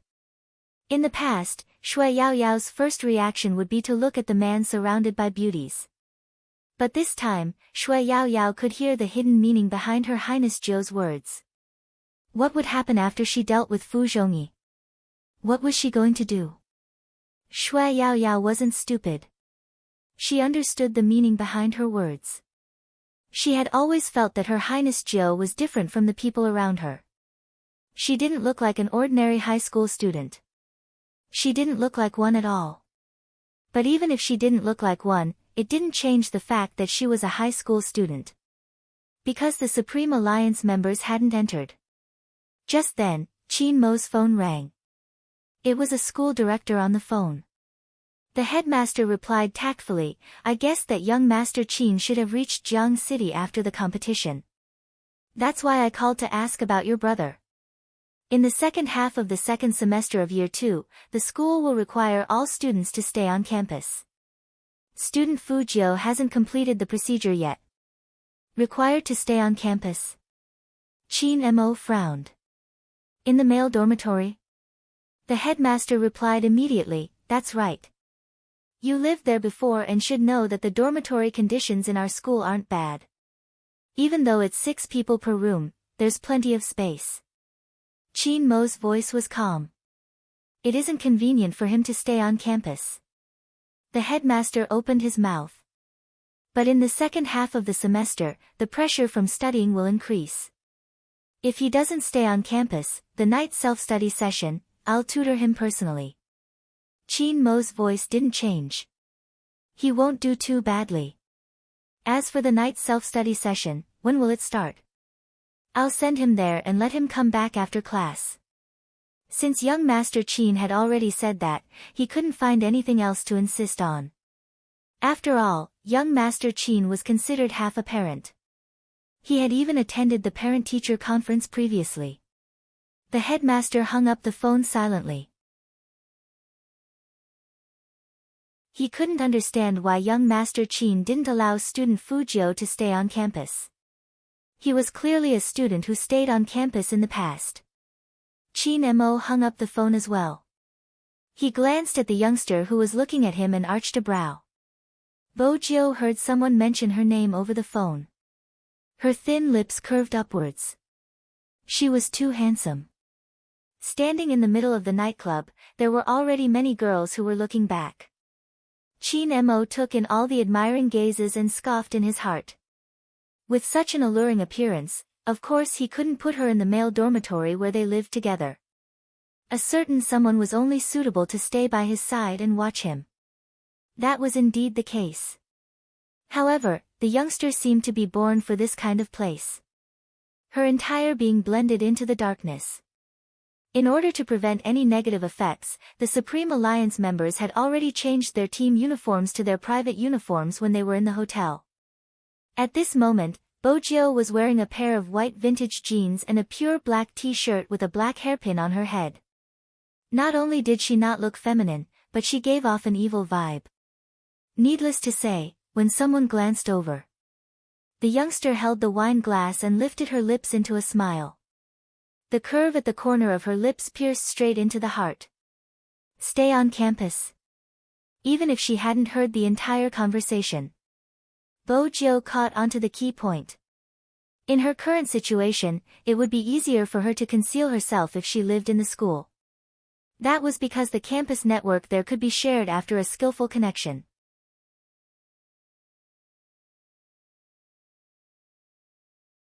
Chapter 9-10. With that in mind, the youngster lowered her lids and drank a glass of wine.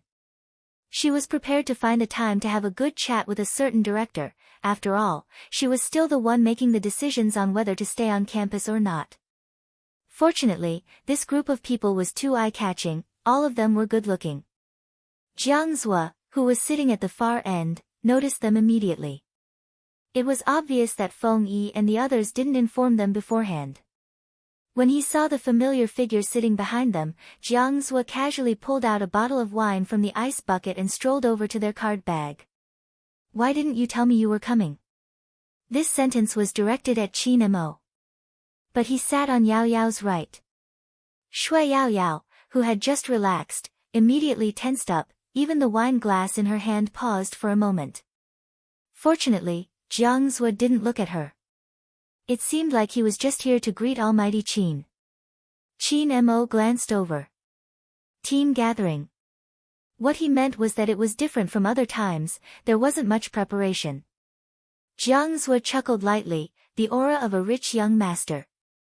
"It seems like you guys won, the next match will be against Xiangnan, MMH." Even though there wasn't much change in his voice, it was obvious that he was different in front of Jiang Zhua compared to others. The two of them were brothers who came from the same courtyard, so they chatted casually. Shui Yao Yao saw that Jiang Zhua didn't have any intention of leaving and her breathing was a little tight. Because of the limited sofa space in the card bag, they were so close that they could smell each other's breath. In addition, his empty hand was placed on her long legs, so intimate. Shui Yao Yao's back stiffened, instinctively avoiding his action. What was he doing? Jiang Zhua's gaze turned towards her, extremely dark, as though he was brewing something. Shui Yaoyao knew what he meant, he was reminding her that time was up. Because it was Thursday. They had agreed on, the day they would go to bed. Shui Yaoyao tightened her grip on the wine bottle. That was the reason why she didn't want to come back. Wasn't it a little amusing? He didn't have any feelings for her, but he wouldn't let her off in this aspect. But he also said that he was doing this to her as a punishment. As for what the punishment was, it was obvious. He hated her. Even now, he still hated her family for ruining his original life. Just as he said, in his eyes, whether it was her or her mother, they flattered his father just for the Jiang family's money. In some aspects, Jiang Zhuo wasn't wrong.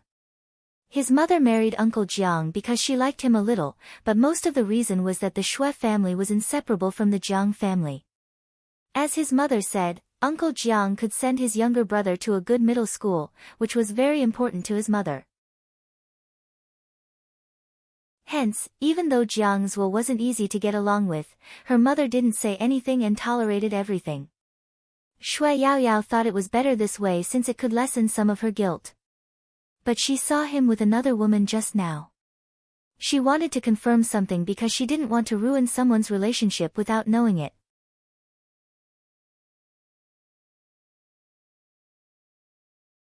Chapter 9-11. Bo Jiu was still thinking about the dormitory and didn't pay much attention to the interaction between Shui Yaoyao and Jiang Zhuo. But when she heard Shui Yaoyao's words, she asked gently, "Do you need me to go with you? The nightclub isn't safe sometimes." "It's fine, I can go alone." Shui Yaoyao smiled, her heart softening as she watched the youngster. Even her eyes were brighter than before. Jiang Zhuo's eyes dimmed when he saw this. He didn't say anything, he continued to drink as though he hadn't heard their conversation. He tilted his head back and drank the wine in his hand, turning his leg to let Shui Yaoyao out. After about a minute, he stood up and raised his glass towards Qin Mo. "I have a friend over there, you guys can drink first." Qin Mo glanced at Jiang Zhuo. He was already aware of some things but he didn't like to interfere in other people's relationships. Especially since he knew Jiang Zhuo well, he only acknowledged with a faint mmh and didn't say anything else. At this moment, Shui Yaoyao was standing at the corridor. She wasn't dressed like the other girls in the nightclub, she was dressed very conservatively. It was just that she, who had lost weight, was especially fair.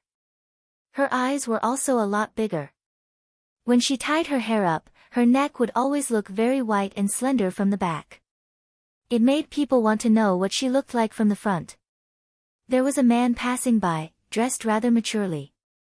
When he saw Shui Yaoyao, his eyes lit up. Then, he walked over and lowered his voice. His face was chiseled and tough. "Alone?" The nightclub wasn't well lit. Shui Yaoyao turned when she heard the voice. The man's gaze deepened. "So it's you." Shui Yaoyao didn't recognize the person in front of her, her eyes filled with confusion. "You are?" "I know Boss Feng." The man had a company under him. He was in the network integration business and wasn't unfamiliar with esports. Of course, it wasn't the photos that made him remember Shui Yaoyao. It was her personal story. Shui Yaoyao was just another selling point for a professional esports player's publicity. She was like most ordinary girls, but she had leaped into the limelight of a professional esports player. In addition, she used to be very mellow, and her current appearance was undoubtedly a very good story template. However, at that time, when the man looked at the information, he felt that if all the girls in this world were as hard-working as her, then the results of some things might be different. The man smiled. Originally, he had intended to play around, but now, there was a hint of sincerity. "Alright, let's not talk about me. Why are you here alone? The nightclub is not a safe place." Shui Yaoyao wanted to say something. A familiar deep voice came from behind. "Boss Ling, you're in a good mood. I didn't know you knew my friend." Shui Yaoyao didn't need to look to know who that voice belonged to. It was probably because she did not keep to the time agreement that the person's voice carried a trace of coldness, as if it was stained with a heavy layer of ice. Director Zhang's friend? The man raised his eyebrows and chuckled. It doesn't look like it. Jiang Zhe had never been like this before. Even though his lips were curved, there wasn't a smile in his eyes. What doesn't seem right? Director Zhang's friends are all. The man paused before continuing. She doesn't seem to belong to that type. Jiang Zhe glanced at Shui Yaoyao, probably because of the distance, his voice became colder. Director Ling, don't you know that some people can't be judged by their appearance? This sentence obviously had another meaning.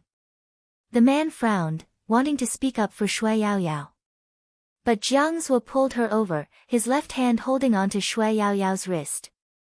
There wasn't a hint of awkwardness on his face, instead, he had a warlord's child smile.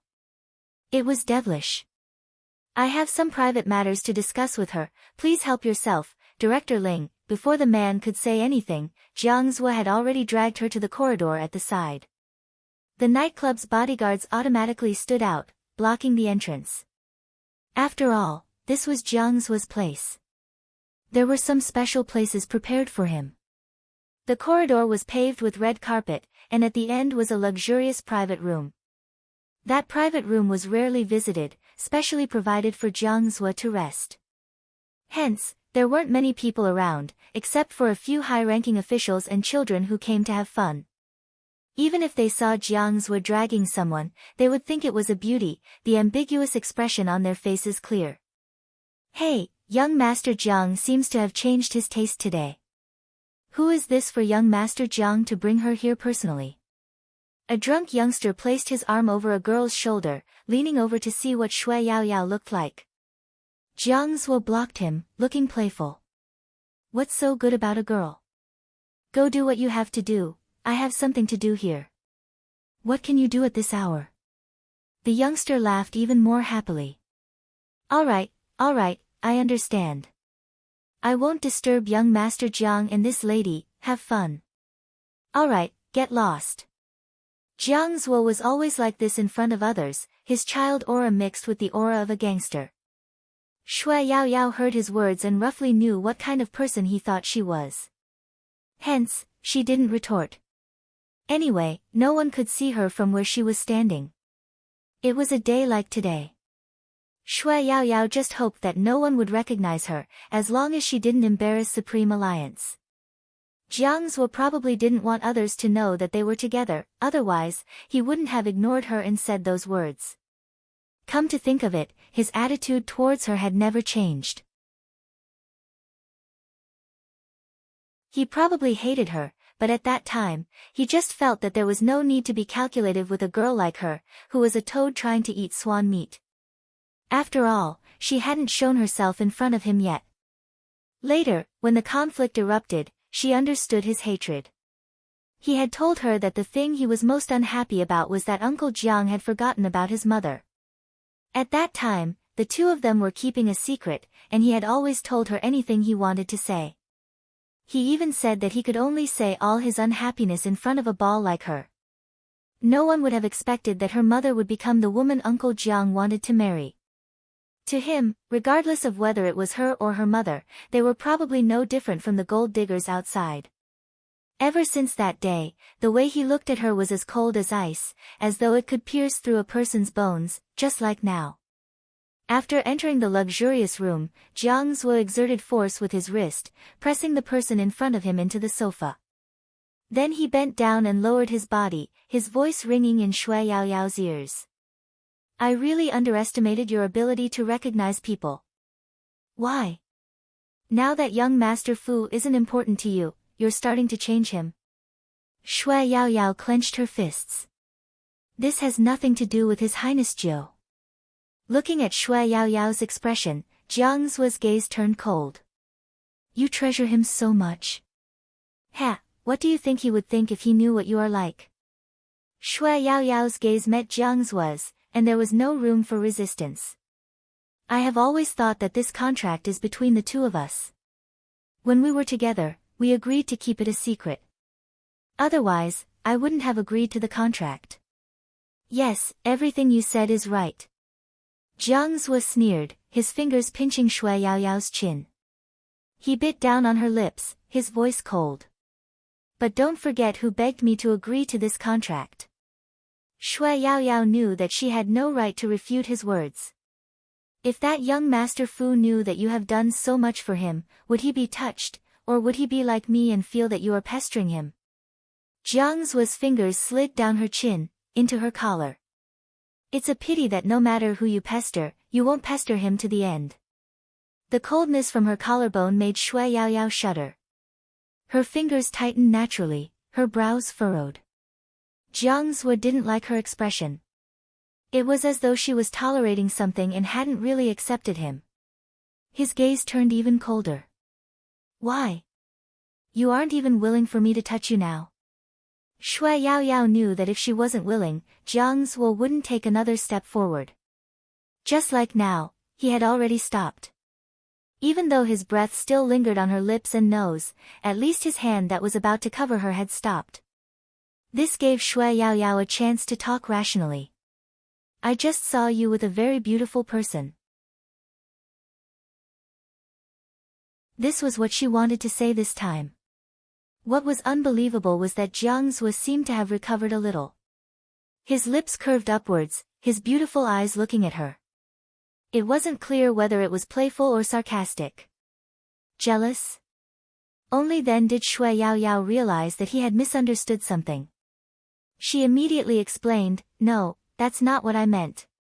What I meant was, just like what we said in the contract, if you have someone you like, tell me and we'll end this relationship. Otherwise, you'll hurt a third person. Plus, if you have someone you like, you'll probably hate doing this with me, right? For some reason, his side profile suddenly turned cold. You don't have to remind me about such things. Just like what you said, if I have someone I like, I definitely won't want to touch you again. I will inform you when the time comes. Shui Yaoyao's voice faded, and she smiled as though a huge burden had been lifted off her shoulders. She looked as though she had heaved a sigh of relief. Jiang Zhuo didn't seem to have the slightest interest. He retracted his hand and lit a cigarette, holding it between his fingers. Aren't you a little too self-conscious?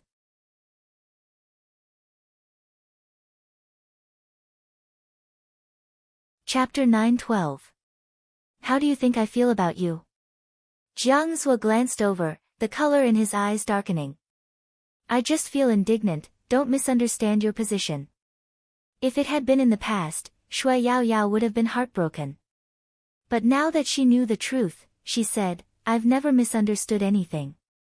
I'm just reminding you because if something happens, it won't be good for either of us. Similarly, I won't have any illusions about you anymore.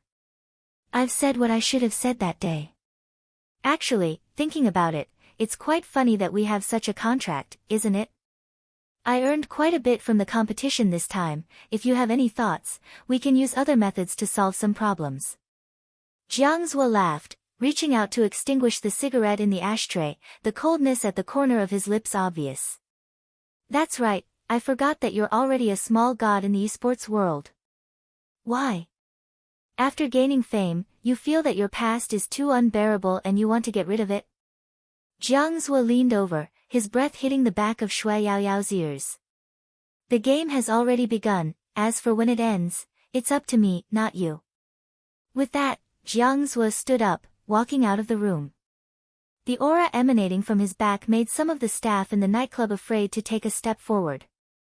Anyone could tell that young Master Jiang wasn't in a good mood, which was why he came to the nightclub to drink. Now, it seemed even worse than before. He had clearly brought a girl in. How did he end up like this? Shui Yaoyao glanced at the door that had been slammed shut, the sound still echoing. She roughly knew what Jiang Zhuo was thinking. He had always been a leader. Of course, he wouldn't allow anyone to end what he wanted to do. It probably had to do with his pride. Shui Yaoyao stood up, walking out. When the nightclub staff's gaze landed on her collar, she seemed to realize something. She blushed, lowering her head to tidy her clothes before walking towards the Supreme Alliance card bag. She had thought that if he left just like that, the agreement would be cancelled. What Shui Yaoyao hadn't expected was that in less than 2 minutes, she received a message from Jiang Zhua just as she walked down the corridor. The content was for her to greet the people from Supreme Alliance. Someone would pick her up and they would meet at the usual place. She had been going there every Thursday since they had agreed to meet at the old place. That was Jiang Zhua's own house, probably no one knew he had such a house. Some people said that he often kept beauties in there. However, she reckoned that if those people knew that she was also a member of the Fragrance of Heaven and Earth, they would definitely be surprised. After all, among the people he knew, her appearance was indeed very ordinary. Shui Yaoyao had always been self-aware. Especially in this aspect. Even more so. She's on Thursday. He just didn't know what day it was for the others. Even though he had promised her that he would only do it with her when they were together. But today's scene made Shui Yaoyao feel like she didn't understand Jiang Zhua at all. The person she used to know was like her best memory. When it stopped at that moment, she would always mistake it for warmth.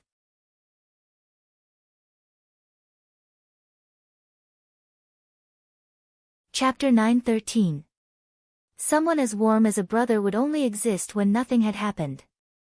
When it happened, she also truly understood his thoughts and the gap between the two of them. Feelings couldn't be forced. She sincerely hoped that they could be clear that she wasn't someone who clung to anyone.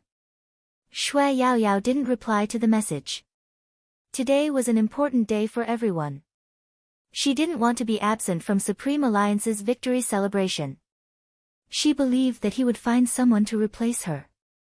But Supreme Alliance was irreplaceable to her. Moreover, Highness Jiu was so smart, it was probably because she didn't reply. Very quickly, the next day's WeChat came. Shui Yaoyao glanced at it and sent a few words over. Find someone else today. After the National League, I will abide by our agreement. Find someone else. When Jiang Zhua saw the 3 words, his eyes turned extremely cold. What kind of person did she think he was? Or was it because she didn't care anymore and it had nothing to do with her who he was with? Jiang Zhua sat in the back seat of the extended black car. The interior of such a luxurious car was very grand. Beside him was a cigarette lighter and a wine glass holder. He tightened his grip on the phone. That man from the Fu family was really very important to her. The driver could clearly see his young master's unhappy expression, but he didn't dare to say anything. He watched as the person threw the phone in his hand to the side and disappeared into the night. Not going there today, back to the courtyard. Yes, young master. Even though the driver was shocked, he didn't show it. But his young master had said that he was going to pick up second miss today. Now it seemed like they weren't on good terms again. Outside the car window, the night continued. The unique liveliness of a nightclub hadn't subsided at all. It was the reverberation music that could make people high. The DJ wore black headphones and played with one hand while the other led the rhythm. It was like a sleepless night that made people excited. But it was such a night that things happened easily. There were probably many benefits to being good-looking. For example, he didn't know how many waves of girls had come over to buy the youngster a drink. Qin Mo was even sent a huge fruit platter. Perhaps it was because Jiang Zhuo wasn't the one serving Qin Mo this time. He didn't go to the private room along the corridor. Instead, he sat at the 2 sides of the stage, which was why people thought he was just here to play. After all, Qin Mo was wearing his private clothes. He had shed the business suit and the team battle uniform. All that was left was his original color. He was noble with a hint of indifference. It was the kind of temperament that attracted girls. Even the curve of his chin made people want to stare at him again and again. At this time, Coco always sighed. They were both university students, but why was there such a huge difference between him and Captain? In fact, even if they were all esports almighties, only Coco had appeared more often. Hence, Coco was wearing a black mask and hugging a bottle of wine to get drunk. He was frustrated that he couldn't show off his beautiful face. Speaking of which, it was probably because of his cold aura that not many people got close to him. On the other hand, Bojiu was surrounded by 3 to 4 girls, all of them blushing as they chatted with her. This was what Shui Yaoyao saw when she came back. Bojiu smiled and said to the girls, "My friend is back, please give up your seat." Even if the girls had other thoughts, they could only leave since she had already said that. But before they could take a step, it happened. Not far away, a man with a thick gold chain and a handbag on his arm walked over aggressively. Behind him were 3 or 4 people who looked like underlings. He swept a glance at one of the girls and pulled her back. He raised his chin and glanced at the silver-haired youngster in front of him. "Do you know who she is? How can you drink her wine so casually?" Lin Feng was tired of looking at the girls and wanted to talk to Little Spade about brotherly matters. The so-called brotherly matters were probably to ask the gays what they were thinking. Why didn't they like soft girls? Why did they have to like guys who were as hard as them? He hadn't expected that before he could put on a serious expression, someone had come to ruin his plans. The naive Lin Feng's definition of a good thing was a little unusual. But that didn't affect his desire to beat them up. The man with the gold chain was still pretending to be cultured. "Look at your looks, you haven't been around much.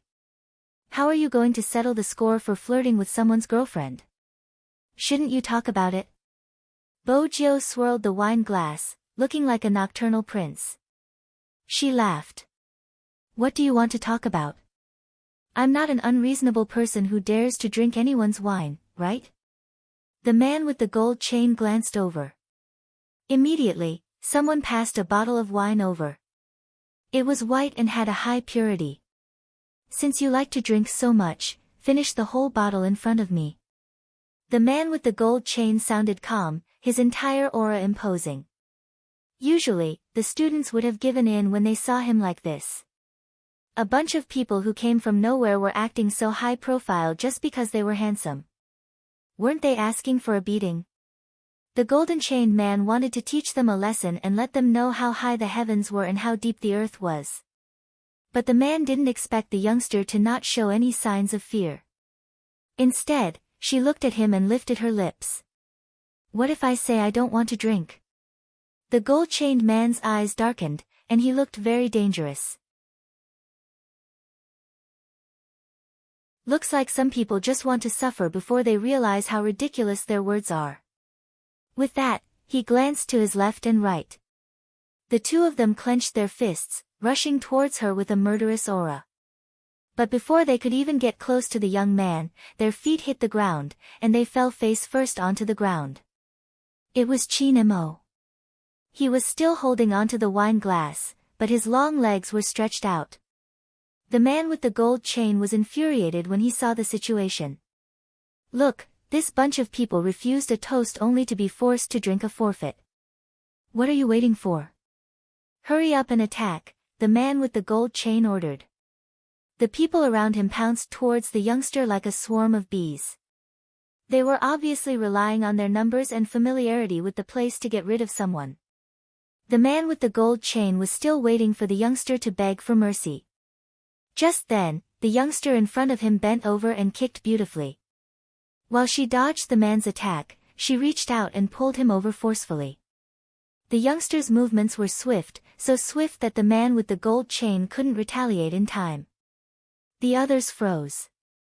After their legs were kicked by the youngster, they realized one thing: these people weren't to be trifled with. Bojiu didn't mind. Since things were smashed during the fight, he would let the troublemaker pay for it. With that in mind, the youngster grabbed onto the gold-chained man who was about to retreat. Her actions were so cool that Lin Feng, who was seated at the side, wasn't of any use. She watched as the rest of the men were pushed down and there was only one left. Bojiu exerted strength in her wrist. She grabbed onto his collar with one hand and lifted him up. "Do you still want me to finish the whole bottle? Do you know who I am? Do you know whose place this is?" The man with the gold chain was used to being arrogant and had no intention of holding back. "How dare you fight here? Where do you think this is? Where do you think you can come and go as you please? Look at my relationship with Jiang Zhua.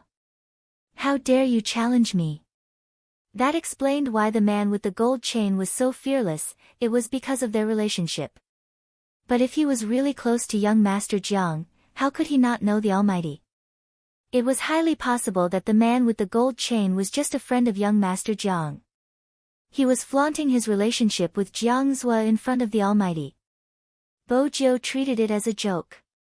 The man with the gold chain didn't change his attitude towards them. Especially the person who had been sitting in the innermost corner, he lifted the corners of his lips as though he was mocking him. The man with the gold chain couldn't tolerate it. When he saw the waiters and bodyguards, even the manager was alerted and ran over. Instantly, he gained confidence. In reality, she had tried her best to reduce the area of influence during the fight. However, the big golden chain did not seem to think that it was time to reduce the area of influence. Instead, his words made many people look in his direction. After the manager heard the news, he hurriedly ran to the card box. The gold-chained man pulled him over. "Manager Li, look. These young people like to cause trouble. People like them should be chased out. It's good that you're here to teach them a lesson." After saying that, the golden-chained man glanced at the group of people again. It was as if he was saying, "Did you see that? If I want you to leave, it's just a matter of saying a few words." Regardless of whether it was Bo Jiu or Shui Yaoyao, they could all read the meaning behind his gaze. "Actually, it doesn't matter if Manager Li doesn't come. I can handle these people myself." Intentionally or unintentionally, the man flaunted his connections. "But I'm really thankful that you came all the way here just for me." However, the gold-chained man didn't expect Manager Li to walk past him and ask Qin Mo, "Young Master Qin, do you need me to change your seat? Or what do you want to do?" Before Boss Jiang left, he instructed us to take good care of your card box. "I just left for a short while, I didn't expect this to happen." "Young Master Qin." The moment Manager Li said that, the golden-chained man realized that he had done something stupid. He had never expected that young Master Qin would be sitting there. Wasn't he usually in a private room? Why was he so unlucky today? He had bumped into him sitting outside. Moreover, when he thought about what he had done and said to them, the golden-chained man's face turned red and white. It was embarrassing enough that he had mistakenly thought that Manager Li had come specially for him. Now that he thought about it, he had even flaunted his relationship with young Master Jiang in front of young Master Qin. At this moment, the golden-chained man wanted to find a hole to hide in. While his heart was pounding, there was also an indescribable sense of awkwardness. The girls were still standing at the side. When they heard Manager Li call Qin Mo, young Master Qin, they realized something and looked over with a different gaze. Qin Mo rarely came to this kind of place. Even if he did, he would order a private room. It was rare for him to sit outside like this. Some of them had just delivered fruit platters here, and many rich people had said that they had their eyes on someone in this group. Now, it seemed that none of them were people that they could get close to. As for Qin Mo, he lifted his lids and glanced at the man in the gold chain. His voice was calm and there was an indescribable indifference in it. "There is one thing you are mistaken about. In the future, look after your girlfriend well. Don't give her alcohol so casually. Not everyone will drink the alcohol she gives. If you can't look after your own woman well, you will vent your anger on others who are more outstanding than you. Boss Hong, do you think you are a man?" Boss Hong was a golden-chained man. His words were a slap in the face. Boss Hong was shocked that this young Master Qin knew him. Apart from the shock, he thought about why everyone said that young Master Qin wasn't someone to be trifled with. That one sentence had shaped his behavior for the day. It sounded a little perverted. Moreover, this matter was caused by this little girlfriend of his who was not well behaved. Qin Mo was just short of saying that it was his girlfriend's problem and it had nothing to do with others. Boss Hong turned his head and saw that many people were looking at him. He had really lost all his face. This was a place he frequented, which was why he knew Jiangzhou. In some aspects, there was no distinction between the two sides. But because of this, when the young master of the Qin family said that, not only had he been cuckolded, but he was also narrow-minded and narrow-minded. F*ck, were all cultured people like that? It didn't sound like much, but when he thought about it, it was more lethal than dealing with him directly. This young Master Qin was really too. Boss Hong wasn't well educated and couldn't find the right words to describe him. Bo Jiu shook her head regretfully. In terms of shamelessness, she really couldn't compare to the Almighty. When he saw the youngster shaking her head, Qin Mo arched a brow. His voice was calm. Come over. It was obvious who he was talking to. Boss Hong wouldn't foolishly stay there to be a target.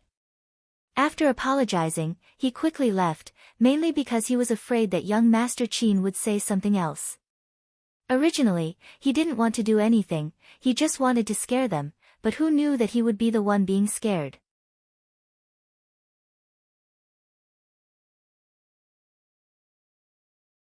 Chapter 9:14. Bo Jiu arched a brow. She walked over. Qin Mo didn't hold back at all. He sat there and pulled her over. His thin lips were extremely close to her nose, just a few tenths of an inch away. Their posture instantly attracted a group of people's attention. Especially when the youngster leaned forward, the sharp edges of his face were covered with tiny fur. It was clean and fair, carrying an indescribable handsomeness. The two of them were in such a position, it was too much like the prelude to a kiss. It's too easy to attract attention. Bo Jiu. She really didn't know what to say. After all, the Almighty was the best at attracting attention. The two of them were already handsome. Now, they were displayed in such a suggestive manner in front of everyone. Some of the beauties who had wanted to buy the youngster a drink stopped in their tracks. There were also some who had hoped for the appearance of the legendary young Master Qin. Now that he had finally appeared, they all froze on the spot with their mouths agape and tongue-tied. For a moment, everyone was looking at the card holder in the center. Their mouths were wide open, filled with indescribable shock. They really didn't think that the two of them would have that kind of relationship. After all, both of them were very handsome. The aura they exuded was rare as well. If these two people were indeed abnormal in that aspect, it was really a waste of heavenly gifts. Could it be that they were thinking too much?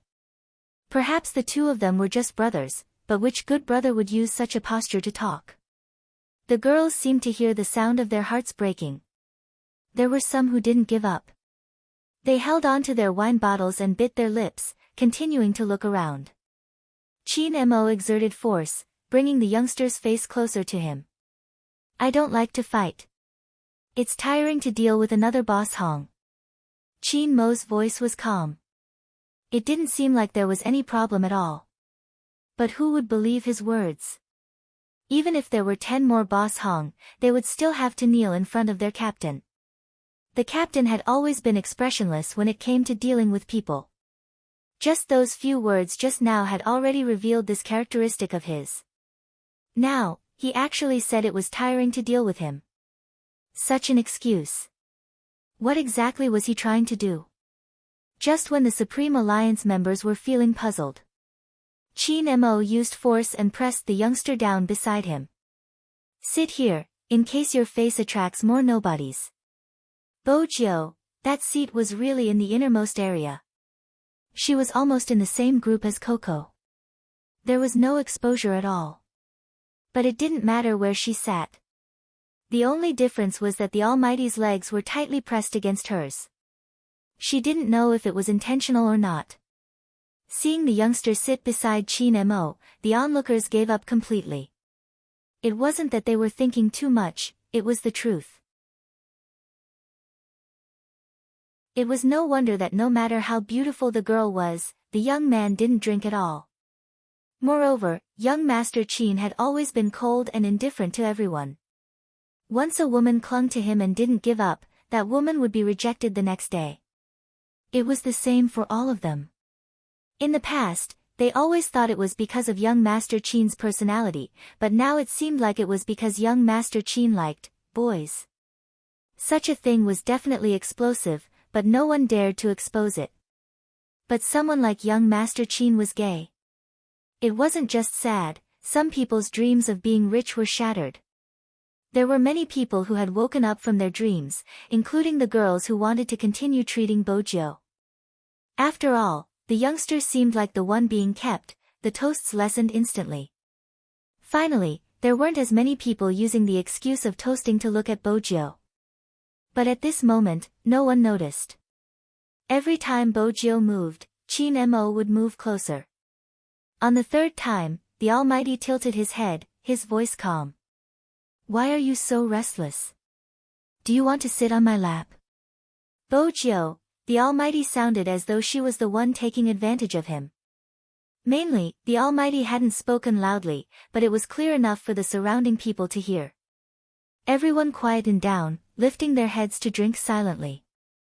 Their gazes drifted over, especially Lin Feng. These two really didn't know how to restrain themselves, especially Little Spade. Bojiu didn't have to guess. Once she saw Lin Feng's gaze, she knew he had misunderstood something. After all, she was the aggressor in everyone's eyes. If she took the initiative, it wouldn't be wrong. But the Almighty's tricks.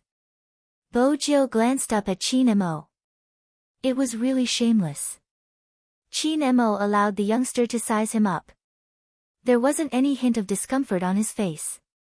He was still indifferent and noble. The more he looked, the more she took the initiative. In the end, Bojiu gave up. The Almighty was so handsome. In terms of looks, he was indeed able to take the initiative, regardless of gender. So be it if his long legs were pressed against hers, it wasn't as though they hadn't done more intimate positions before. She could touch his thighs and make the crime of taking advantage of him a reality. Since she was already the one taking advantage, it would be a waste not to touch him. After thinking it through, the youngster's expression became more mischievous. She placed her left arm on the sofa behind her, her right hand naturally placed on his long and slender leg. Speaking of which, it did seem like a domineering CEO teasing his secretary. It wasn't bad for her. Especially when her hand was placed on the Almighty's thigh, she could clearly feel his body freeze for a moment. Bojiu had always been more than happy to be able to influence his actions. She still remembered the time when she had first met the Almighty. She had only needed to blow into his ear and he would go berserk, wanting to stuff her into a bucket like trash. It was rare to see an Almighty like this. Anyone could tell that the youngster was a hedonistic son, the smile on her face obvious. Who knew what she was up to? The moment she placed her hand on his thigh, Qin Mo's hand paused. When he saw that she had no intention of moving her hand away, his gaze deepened. There wasn't any change in the contours of his face, it was still chiseled. However, his eyes seemed to be penetrated by something, they were extremely deep. A certain someone was undoubtedly plucking the hair off a tiger's head, but she didn't seem to be aware of it. She smiled at him. Brother Mo's tofu isn't bad. The youngster's hand slid down the side of his thigh. Qin Mo's eyes dimmed. He put down the wine glass in his hand, leaned closer to the person, and held her wrist with his other hand. Bojiu assumed that the Almighty wanted her to move her hand away. Unexpectedly, he lowered his voice, his breath landing beside her ear. He tilted his handsome face, his pale lips pressing against the hair behind her ear. The minty tobacco scent was extremely obvious. You aren't touching the right place, go further down, a little towards the center. A little further down and in the middle. Bojiu lowered her eyes. She glanced at the man who was about to lift his head due to her actions. She was extremely familiar with the feeling of her blood slowly swelling up. That thing had tormented her for an entire night. Most importantly, she had only taken a glance at it, but it seemed to have grown a little bigger. Bojiu couldn't help wanting to retreat, but the Almighty held onto her wrist. When she glanced up, she saw his eyes that were as deep as the night sea and that face that was incomparably elegant no matter where she looked at it. Logically speaking, there would definitely be people noticing them when they were so close to each other. Indeed, there would be people noticing, but in a noisy nightclub, it wasn't strange for them to be so close to each other. Moreover, Lin Feng was still thinking about how to win against Yunhu, hence, he used all his backup plans. He got Coco to stare at Yunhu's spot and give him hints. Uncle Ian had drunk quite a lot and was smoking. Shui Yaoyao wasn't paying attention, she swiped open her phone screen and waited for it to dim. Therefore, no one noticed the movements of these two people. In addition, the two of them were indeed sitting very close to each other. No matter how intimate they were, it wouldn't make people feel anything. On the contrary, just looking at the two of them sitting together and talking with their faces close to each other's ears was too pleasing to the eye. The tips of her ears turned red, her palms burning hot, especially when he held onto her hand and moved it downwards. It didn't feel like she was teasing him, instead, it felt like she was being teased. Why? You were touching me with all your might just now, but now you don't dare to. Qin Mo's voice was a little hoarse as though he was warning her. How are you going to take responsibility if you're done touching me? Bo Jiu knew that if this continued, she would be the one in danger. Fortunately, this wasn't the same as in the car or on the bed. She smiled faintly and stood up. I'm going to get a plate of dried fruits, you guys can continue. Bo Jiu had always been skilled. If she wasn't trapped, it wouldn't be difficult for her to escape from the Almighty's strong aura. The Supreme Alliance members didn't pay attention to this side, they were all immersed in the game of dice rolling. When Lin Feng heard that she was going to get a plate of dried fruits, he glanced up and said, another bucket of ice. All right. Bo Jiu didn't stay any longer, she had wanted to escape for a while. Qin Mo watched as the figure walked further and further away. He raised his eyebrows and frowned heavily. He had finished the wine in his hand but he couldn't get up. He could only wait for the heat to dissipate. The feeling of that person's fingers still lingered on his long legs. It was too sweet. Qin Mo's eyes darkened. He reached out and tugged his collar open, pressing the loose strands of hair to the back of his head. In this state, he was even more alluring and seductive than usual. Especially when he moved, it was as though he was a blooming red spider lily, elegant with an indescribable beauty, attracting the attention of everyone in the nightclub. Especially the girls, they couldn't help but glance over. But when they thought about the interaction between young Master Qin and the youngster, they could only sigh internally. Why did handsome men end up with other men? Previously, they would still approach him without fear of death, but now that they saw him like this, they really didn't have any thoughts of being extraordinary anymore. Even if that person was exuding a charm that made people want to look at him again and again, they couldn't go any further. It was such a pity that they couldn't touch him. Just as the beauties were feeling disappointed, Bo Jiu had already gotten the dried fruit platter. But when she brushed past a girl, she suddenly stopped. It wasn't for any other reason, it was because the girl didn't know what was going on, but her legs went soft, and she almost fell. Bo Jiu went over to support her instinctively. But when she touched the girl's arm, her heart froze. Why was she so skinny? That was Bo Jiu's first reaction. But before she could react, her fingers were trembling. The girl seemed to be enduring something, her fingers trembling slightly. Bo Jiu thought something was wrong with her, she tilted her head and asked, "Are you feeling unwell?" Washroom. The girl finally raised her head. Her looks were not bad. It was probably because her makeup was messed up that she looked a little like a ghost. Bo Jiu observed her expression. The washroom isn't in this direction. Washroom, I need to go, to the washroom. As the girl spoke, she seemed to be inhaling and exhaling. Her expression became very indescribable. Even her face was much paler than before, as if a serious illness was about to act up. But Bo Jiu knew it wasn't a serious illness, it was a state that happened when a drug addict wanted to take drugs. But she never expected someone so young to be involved in drugs on the mainland. After all, the girl seemed to be around her age and was just a high school student. Bojio frowned, reaching out to pull the girl's wrist over, pulling the sleeves of the long dress she was wearing. Sure enough, in the armpit, there were still remnants of the tiny needle and the greenish skin. This proved that she wasn't a newbie. Bojio's eyes widened. This was the first time there was a different color in them. She was well aware of the law and order in the mainland.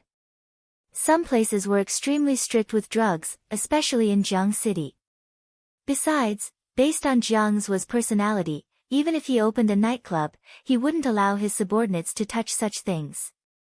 After all, he was a military officer. Coupled with his background and his relationship with the Almighty, all of these made this nightclub cleaner than any other nightclub in the city. If there was anything that was not clean, it would be the interactions between the officials. But those had nothing to do with drugs. More importantly, this girl didn't seem like someone who would be addicted to drugs. After all, no matter from the way she dressed, she belonged to the type of obedient girl.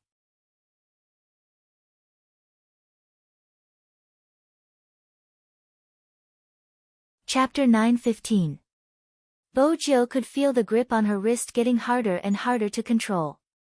The girl seemed to be enraged, shouting at her darkly, "Wei, where's the washroom? Give it to me, I know it's there, give it to me." Usually, when a drug addict acted up, they would be extremely strong. They would be like a lunatic that no one could control. This girl wasn't an exception. Since she couldn't find the answer she was looking for, she pushed Bojio into a pile of alcohol. It was called a pile of alcohol because there was a triangular shape made of alcohol bottles. It was originally a luxurious display. It was easy to imagine how big of a commotion would be caused by such a collision. Most of the staff in the nightclub looked over. Fortunately, Bojio's reflexes were fast. When the bottle fell, she wasn't pushed down. Otherwise, her right hand would have been cut by the broken bottle. Almost immediately, the nearest nightclub staff ran over. Bojio was stopped by them. Hence, she missed the opportunity to follow the girl. "Sir."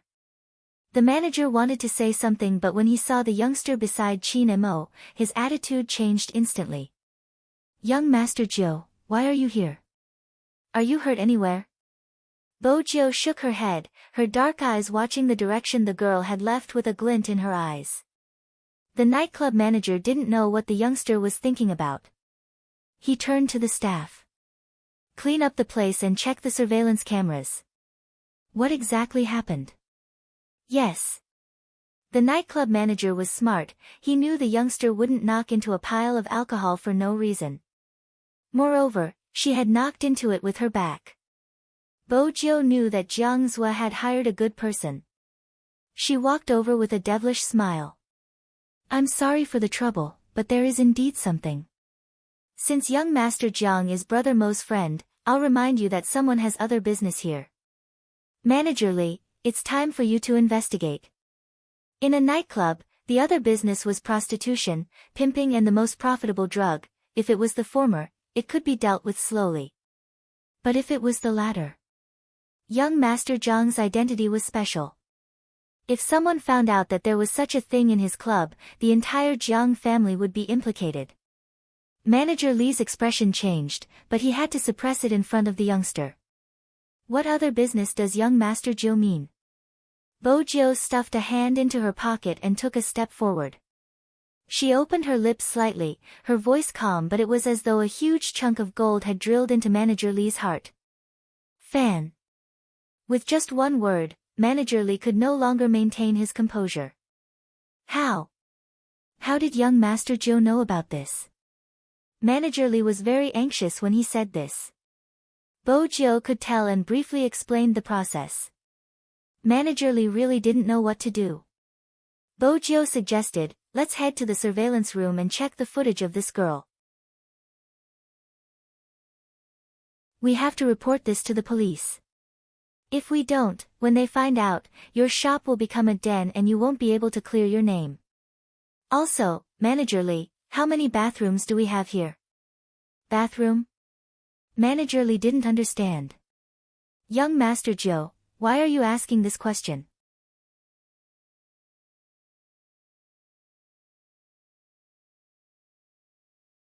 Chapter 9:16. Manager Lee wanted to know how she knew the washroom wasn't within their surveillance. Why did he feel as though young Master Joe knew the structure of the nightclub better than him? We don't have much time, get someone to call the police, we'll talk as we walk. Joe walked towards the corridor at the side. Manager Lee. Who exactly was the manager of this nightclub? Manager Lee didn't have any experience in dealing with such matters since it was the Jiang family's business and no one dared to cause trouble here. Now that something like this had happened, it was extremely vexing. Manager Lee organized his thoughts. There are many washrooms and some private rooms have their own washrooms. If you include those, there should be more than 100 of them. Public washrooms, Jiao replied faintly.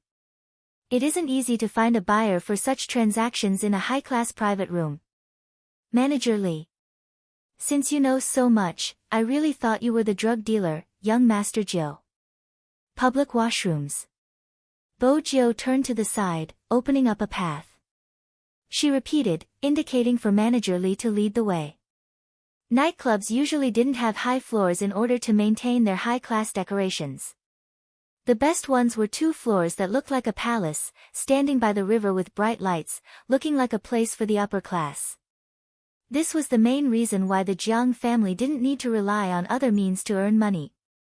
Such a nightclub wouldn't lack customers and the sales of red wine would be shocking.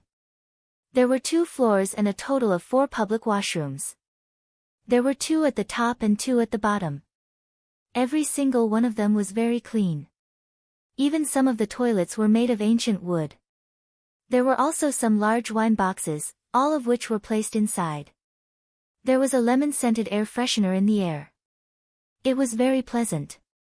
Strangely, this was the only public washroom with such a smell. Manager Lee followed the youngster around but couldn't see anything. Until Jiao said, "Let's go to the one we saw just now." Manager Lee opened his mouth. "Young Master Joe, do you think we should wait for the police?" "There isn't a need."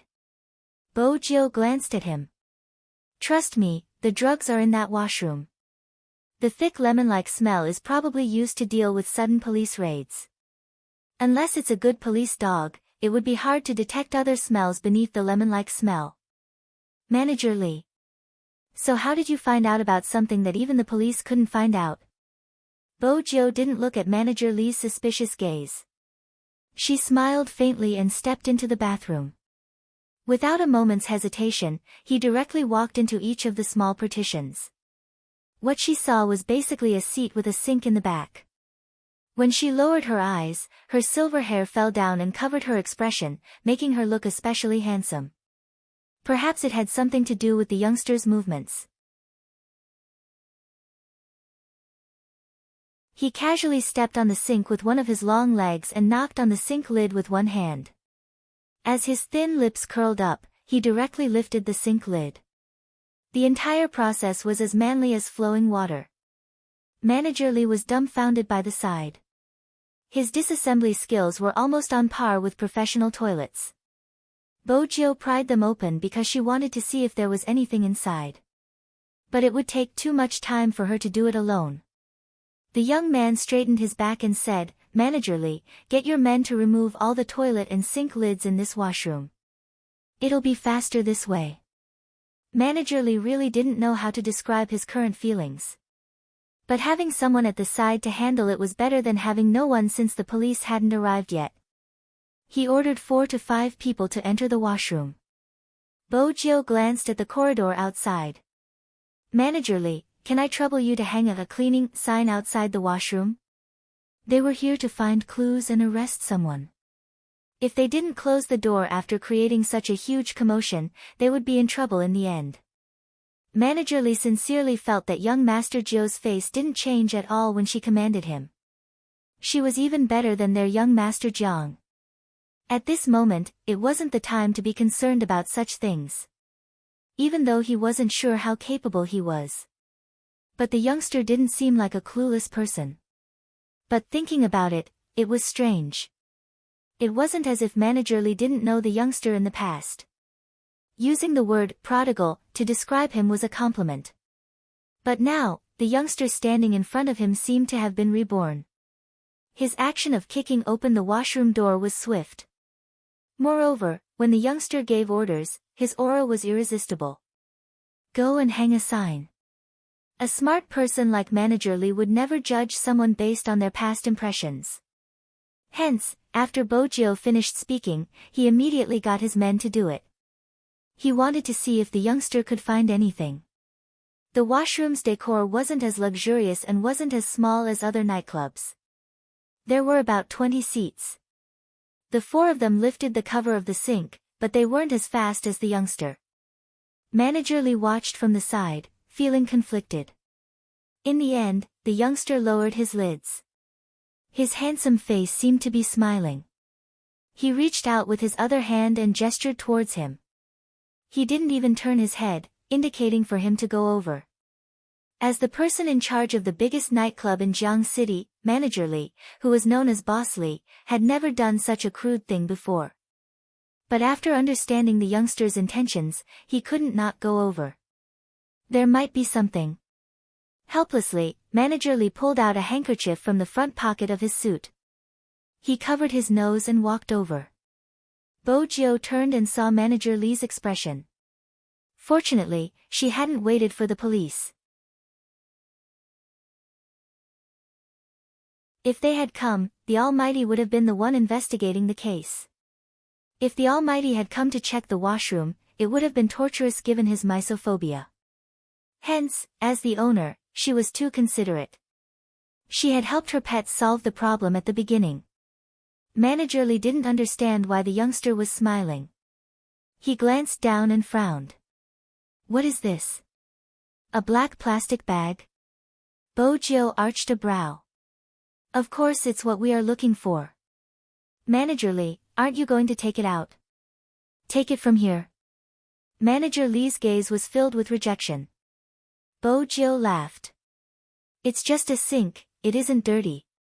Why, Manager Lee, do you intend to let a customer like me take it? Do you still remember that you are a customer? People who didn't know better would think that this nightclub was owned by your family. You even know the way to the sink.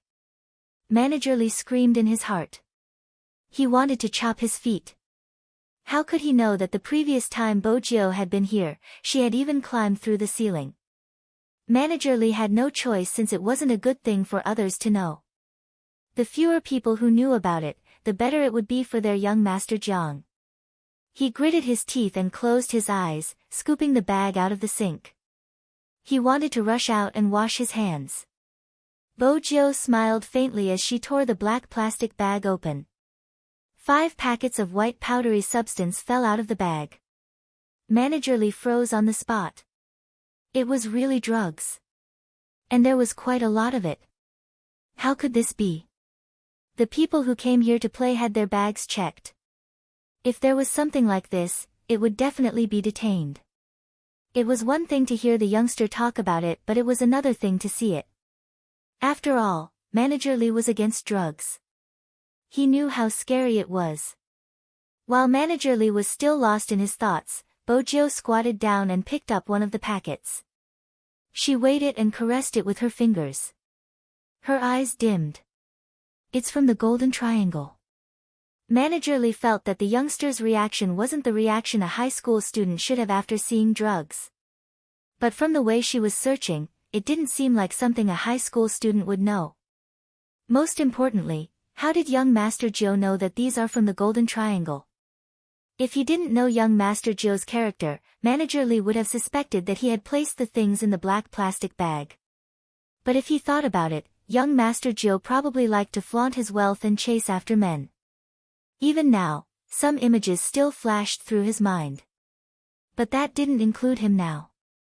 Bojio retracted her hand and straightened her body. This is good stuff, the purity is high, the particles are fine and the workmanship is exquisite. Who would dare to do this here? It must be from overseas. Bojio's last few words were too professional. Manager Lee's eyes lit up.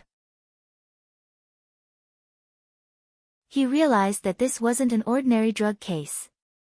Hand the things over to the police and explain the situation in detail. Bojo paused. She glanced over, her eyes glimmering.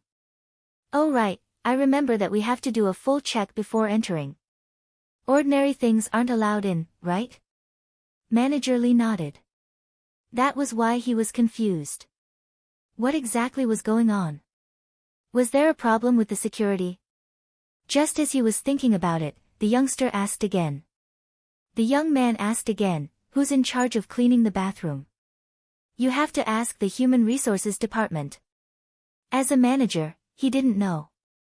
Bojo smiled. If it's convenient, give me a list. All right. Manager Lee's mind wasn't on this anymore. When his phone lit up, he seemed to have regained his confidence. The police are here, I'll get them over now. Don't. Bojo reached out to stop him, a faint smile on her face. Let them go to your office. Some things aren't suitable to cause such a huge commotion. If we alert the enemy, we won't even be able to have a surprise. Surprise? Now, Manager Lee only felt terrified. Who on earth placed these things in the sink of the toilet bowl without anyone noticing? And it wasn't just one, there were 2 black plastic bags. That was a total of 10 packets. 10 packets? How many people would be addicted? The scariest thing was, he didn't know how many people had bought a portion of it before they discovered it. Manager Lee rubbed the space between his eyebrows. Why was Jiang City so unstable during this period of time? What should we do, young Master Joe? We have to tell the police about this sooner or later. Bojo's eyes dimmed. We can tell them, but don't let them come to this toilet. Just treat it as a routine check. I'll inform Brother Imo later and he'll settle the rest. It would be best if young Master Qin could help us. Manager Lee heaved a sigh of relief. I still have to inform Boss Jiang about this. We can't hide such a huge problem from him. Bojo wouldn't interfere. Up to you, it's better if others don't know. I understand, young Master Joe. It won't be a good influence.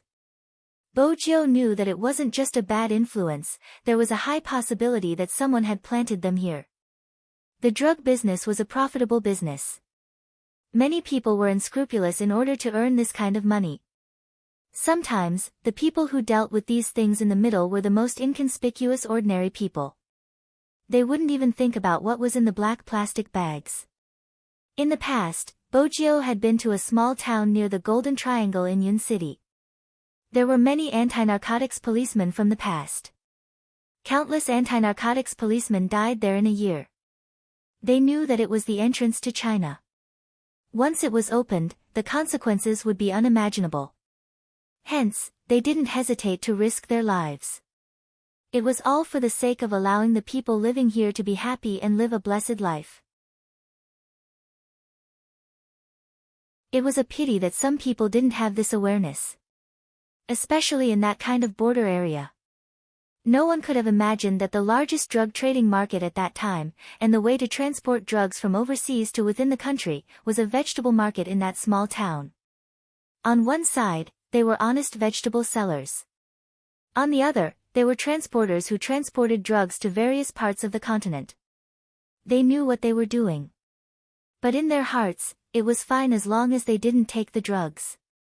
It was mainly because selling drugs was more profitable than doing anything else. Hence, these vegetable sellers became the perfect middleman for the drug traffickers. At that time, the police couldn't find any clues because no one would have thought that the ordinary vegetable seller was a drug transporter. What was more frightening was that the entire market was the same. Once a person's worldview was formed, it was really hard to change. We humans are often the ones who kill ourselves. The people in the market were like this. When the police went to investigate, they even felt that the police were interfering with their business. It wasn't like the narcotics officers had never encountered such a situation before. There were also some celebrities who took drugs. There would always be a group of people who would say, "Isn't it just taking drugs? We didn't harm anyone.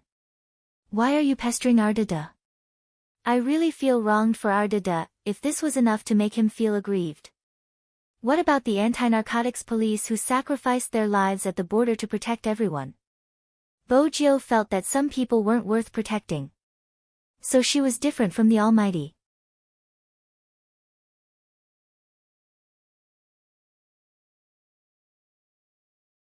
Chapter 9:17. Even though they were doing the right thing, they weren't understood. On the other hand, the wrongdoers were easily forgiven. That was human nature. Bo-jio had always known this. Because some people would easily forgive someone for someone else. The reason was simple, they weren't the ones who suffered the most. Perhaps that was the most heart-chilling part. The person they were protecting was the source of everything. Bo-jio stood up. Without another word, she headed in the direction she had come from. After Manager Lee kept the drugs, the first thing he did was to call Jiang Zhua. Jiang Zhua's car hadn't reached home yet. After hearing the entire story, his eyes dimmed. Turn around and head back to Yisei. Yes, young master. The driver didn't understand what had happened, but his young master's expression was worse than before. He started to feel uneasy. Jiang Zhua instructed Manager Lee from afar. Is young Master Qin still in the shop? Yes, Manager Lee replied immediately. Boss Jiang, don't worry, young Master Jiao has already informed young Master Qin. Jiang Zhua frowned. Young Master Jiao. That's right, we have to thank young Master Jiao. I never expected him to be so knowledgeable. If he hadn't noticed the abnormality of the person who bumped into him, we wouldn't have realized that there was such a business in the shop. What's more unbelievable is that he managed to find the drugs from the washroom in just 5 minutes. Young Master Jiang, you can't judge a person based on their past. They changed too quickly, way too quickly. Manager Lee wanted Jiang Zhua to understand the entire situation. Mainly, he wanted to explain why young Master Jiao knew about the drugs. It was because young Master Jiao had been the one who had discovered the drugs and not him. Oh right, young Master Jiao was the one who suggested calling the police. He said it would be good for our shop. Jiang Zhua's fingers stilled. He hadn't expected that the person who would solve the problem for his shop would be the young master of the Fu family. The night continued to fall. Qin Mo glanced down at the time on his phone. Wasn't a certain someone taking too long to get a dried fruit plate? At this thought, Qin Mo's eyes dimmed. Then he stood up, the warmth in his eyes no longer visible. Captain, where are you going? Lin Feng was obviously a little drunk. Qin Mo glanced at his blushing face before turning to look at Yun Hu, who was still pouring wine for Lin Feng. He understood what was going on and replied calmly, washroom. Why are all of you going to the bathroom? Lin Feng lowered his head and downed another glass of wine. Qin Mo basically didn't interfere with the relationships between team members, be it male or female. What he was thinking was, what did that guy go to do? With a certain someone's skills, even if something had happened, it wouldn't have taken so long. A whole 15 minutes. Could it be that it was the same as last time? He was on the run again. Qin Mo's left hand that was hanging by his side tightened. The curve of his chin was a little cold, so much so that there was an indescribable hostility in his back view. There were always all kinds of people in a nightclub, especially in the direction of the corridor. There was also a boy who seemed to be drunk. Otherwise, he wouldn't have dared to walk in front of Qin Mo. That person probably didn't have a normal sexual orientation.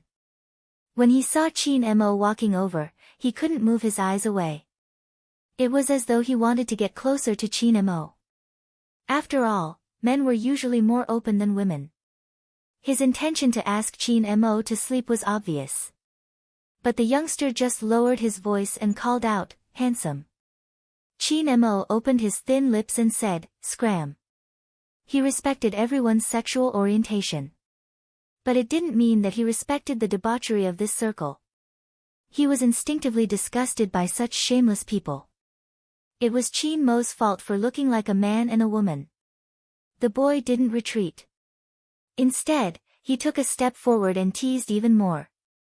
If you don't try, how do you know you won't like it? Chin Mo swept his gaze over. The boy thought that he had a chance. His hand was about to touch Chin Mo's chest. In the next second, he was kicked to the ground. Chin Mo didn't hold back in this kick. The boy held his knee and rolled back and forth in pain. Chin Mo didn't have any intention of stopping. When he looked up and saw the youngster who appeared at the corner, he stopped in his tracks.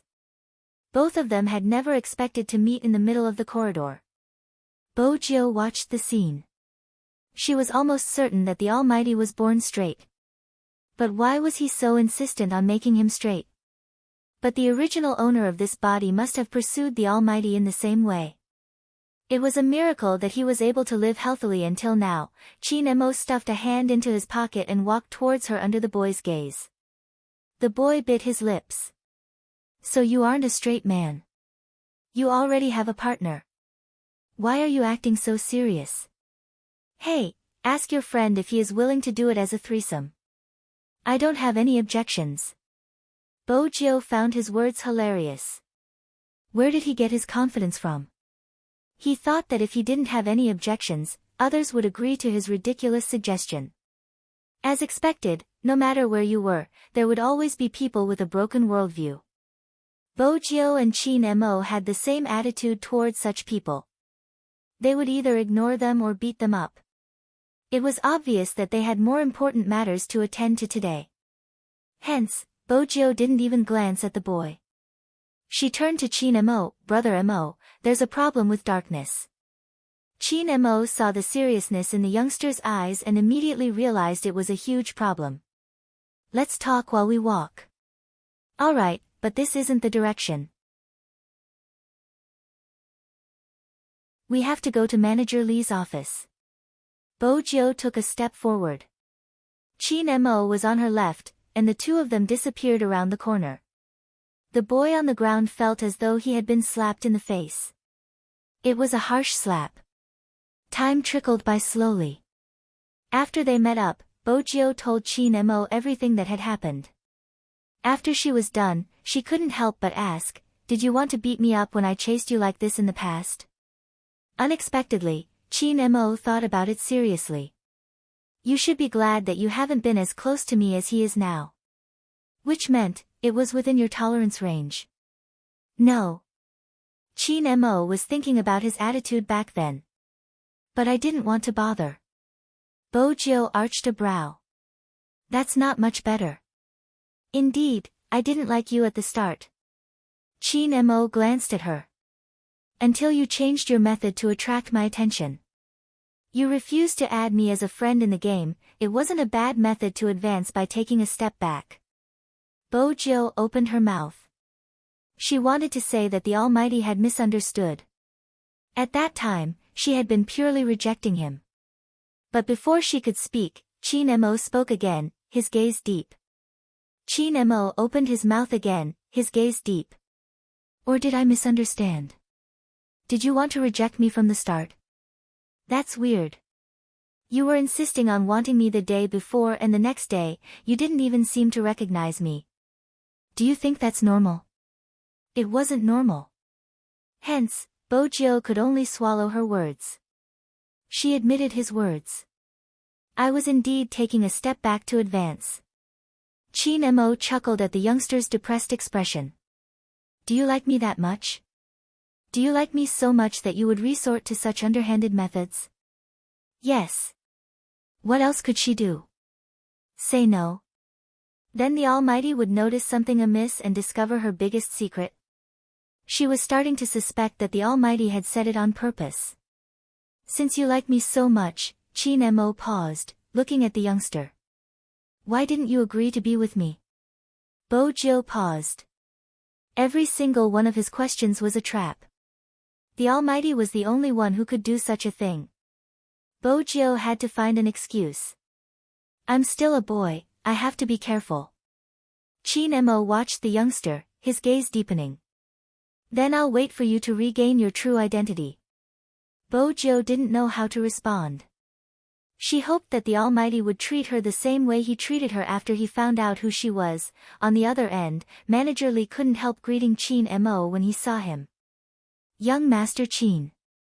The police had arrived as well. After finding out about the drugs, they had planned to take action immediately. Fortunately, Chin Mo had arrived in time. He had called Director Huang since most people didn't know Chin Mo's identity. Without Director Huang's call, the police wouldn't have been mobilized. Director Huang knew Chin Mo well. If there wasn't a case, he wouldn't have contacted him. Unless there was a case. Hence, the moment he hung up, Director Huang rushed over. By then, Chin Mo and the others were already in the surveillance room. With the youngster as a witness, they had successfully locked onto the drug addict who had bumped into him. I have to report this case to the higher-ups and apply for a higher level of authority. Director Huang's voice was deep. Since the drugs were being spread in such a manner, it wasn't just a simple business. It was a large-scale organized drug trafficking. They had even processed the smell, which proved that their opponent wasn't easy to deal with. In the end, how did the drugs get in? How did they contact the buyer? Who was the one who avoided the surveillance at night and hid the drugs in the bathroom?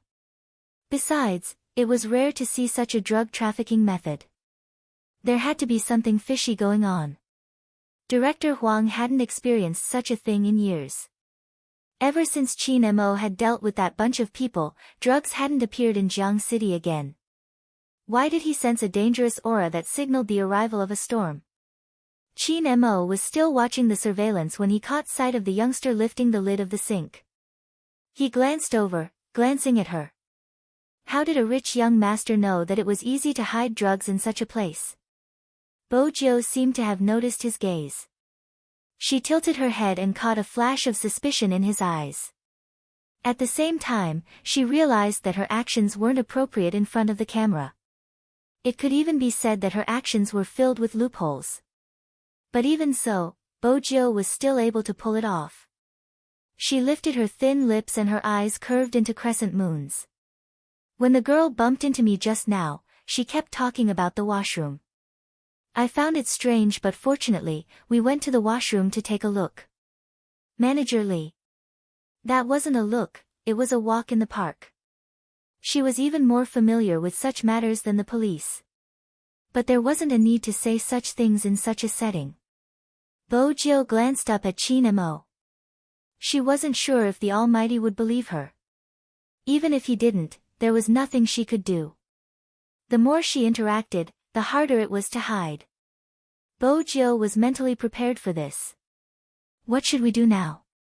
Manager Lee asked. Chin Mo retracted his arm from the control panel, his voice calm. Put the things you found back in their original positions and pretend you don't know anything. Manager Lee was confused. What was young Master Chin going to do? Leave a few plainclothes policemen to patrol the toilet 24/7. Within a day, arrest all the people who take the goods from here. Chin Mo tapped his fingers and asked the same question. How many cleaners are in charge of the bathroom? After hearing this, Manager Lee subconsciously turned to the youngster. At this moment, Bo Jiu understood the Almighty's entire plan. They would continue to place the bait. Not only would they not alert the enemy, but they would also think that it was safe and walk right into the trap. As for why they were asking about the cleaners in the bathroom, the reason was simple. Other than the staff of the nightclub, everyone had to go through a security check before entering the nightclub. Hence, they could basically confirm that someone from the inside had brought the drugs in. In terms of quantity, carrying so many drugs to work would be a psychological burden for anyone. No one would be afraid of being discovered when doing such a thing. If they were discovered, it would be a crime. Hence, they wouldn't do it. There was only one type of person who could easily bring such a large amount of drugs into the bathroom, and that was the bathroom cleaner. Usually, the cleaners of large entertainment venues would push a trolley with a medium-sized trash can to do the first thing in the morning. It was a natural tool for transporting drugs. No one would notice what was inside. Besides, only the cleaners wouldn't be noticed when they were cleaning the bathroom. Besides, they would be able to check if there was anything wrong with the goods during their shifts. This meant that the person transporting the drugs was definitely one of the cleaners. Bojo wasn't sure how the girl knew the drugs were in the bathroom. She must have seen it while following the drug trafficker. You're tuning into the Blissful Bookshelf YouTube channel. We're so grateful for your support, and don't forget to subscribe to join us on this incredible journey through captivating stories. Your generosity through donations truly makes a world of difference, as it's the primary source of revenue that allows me to expand and enhance this channel for you. Thank you from the bottom of my heart for being a part of this adventure.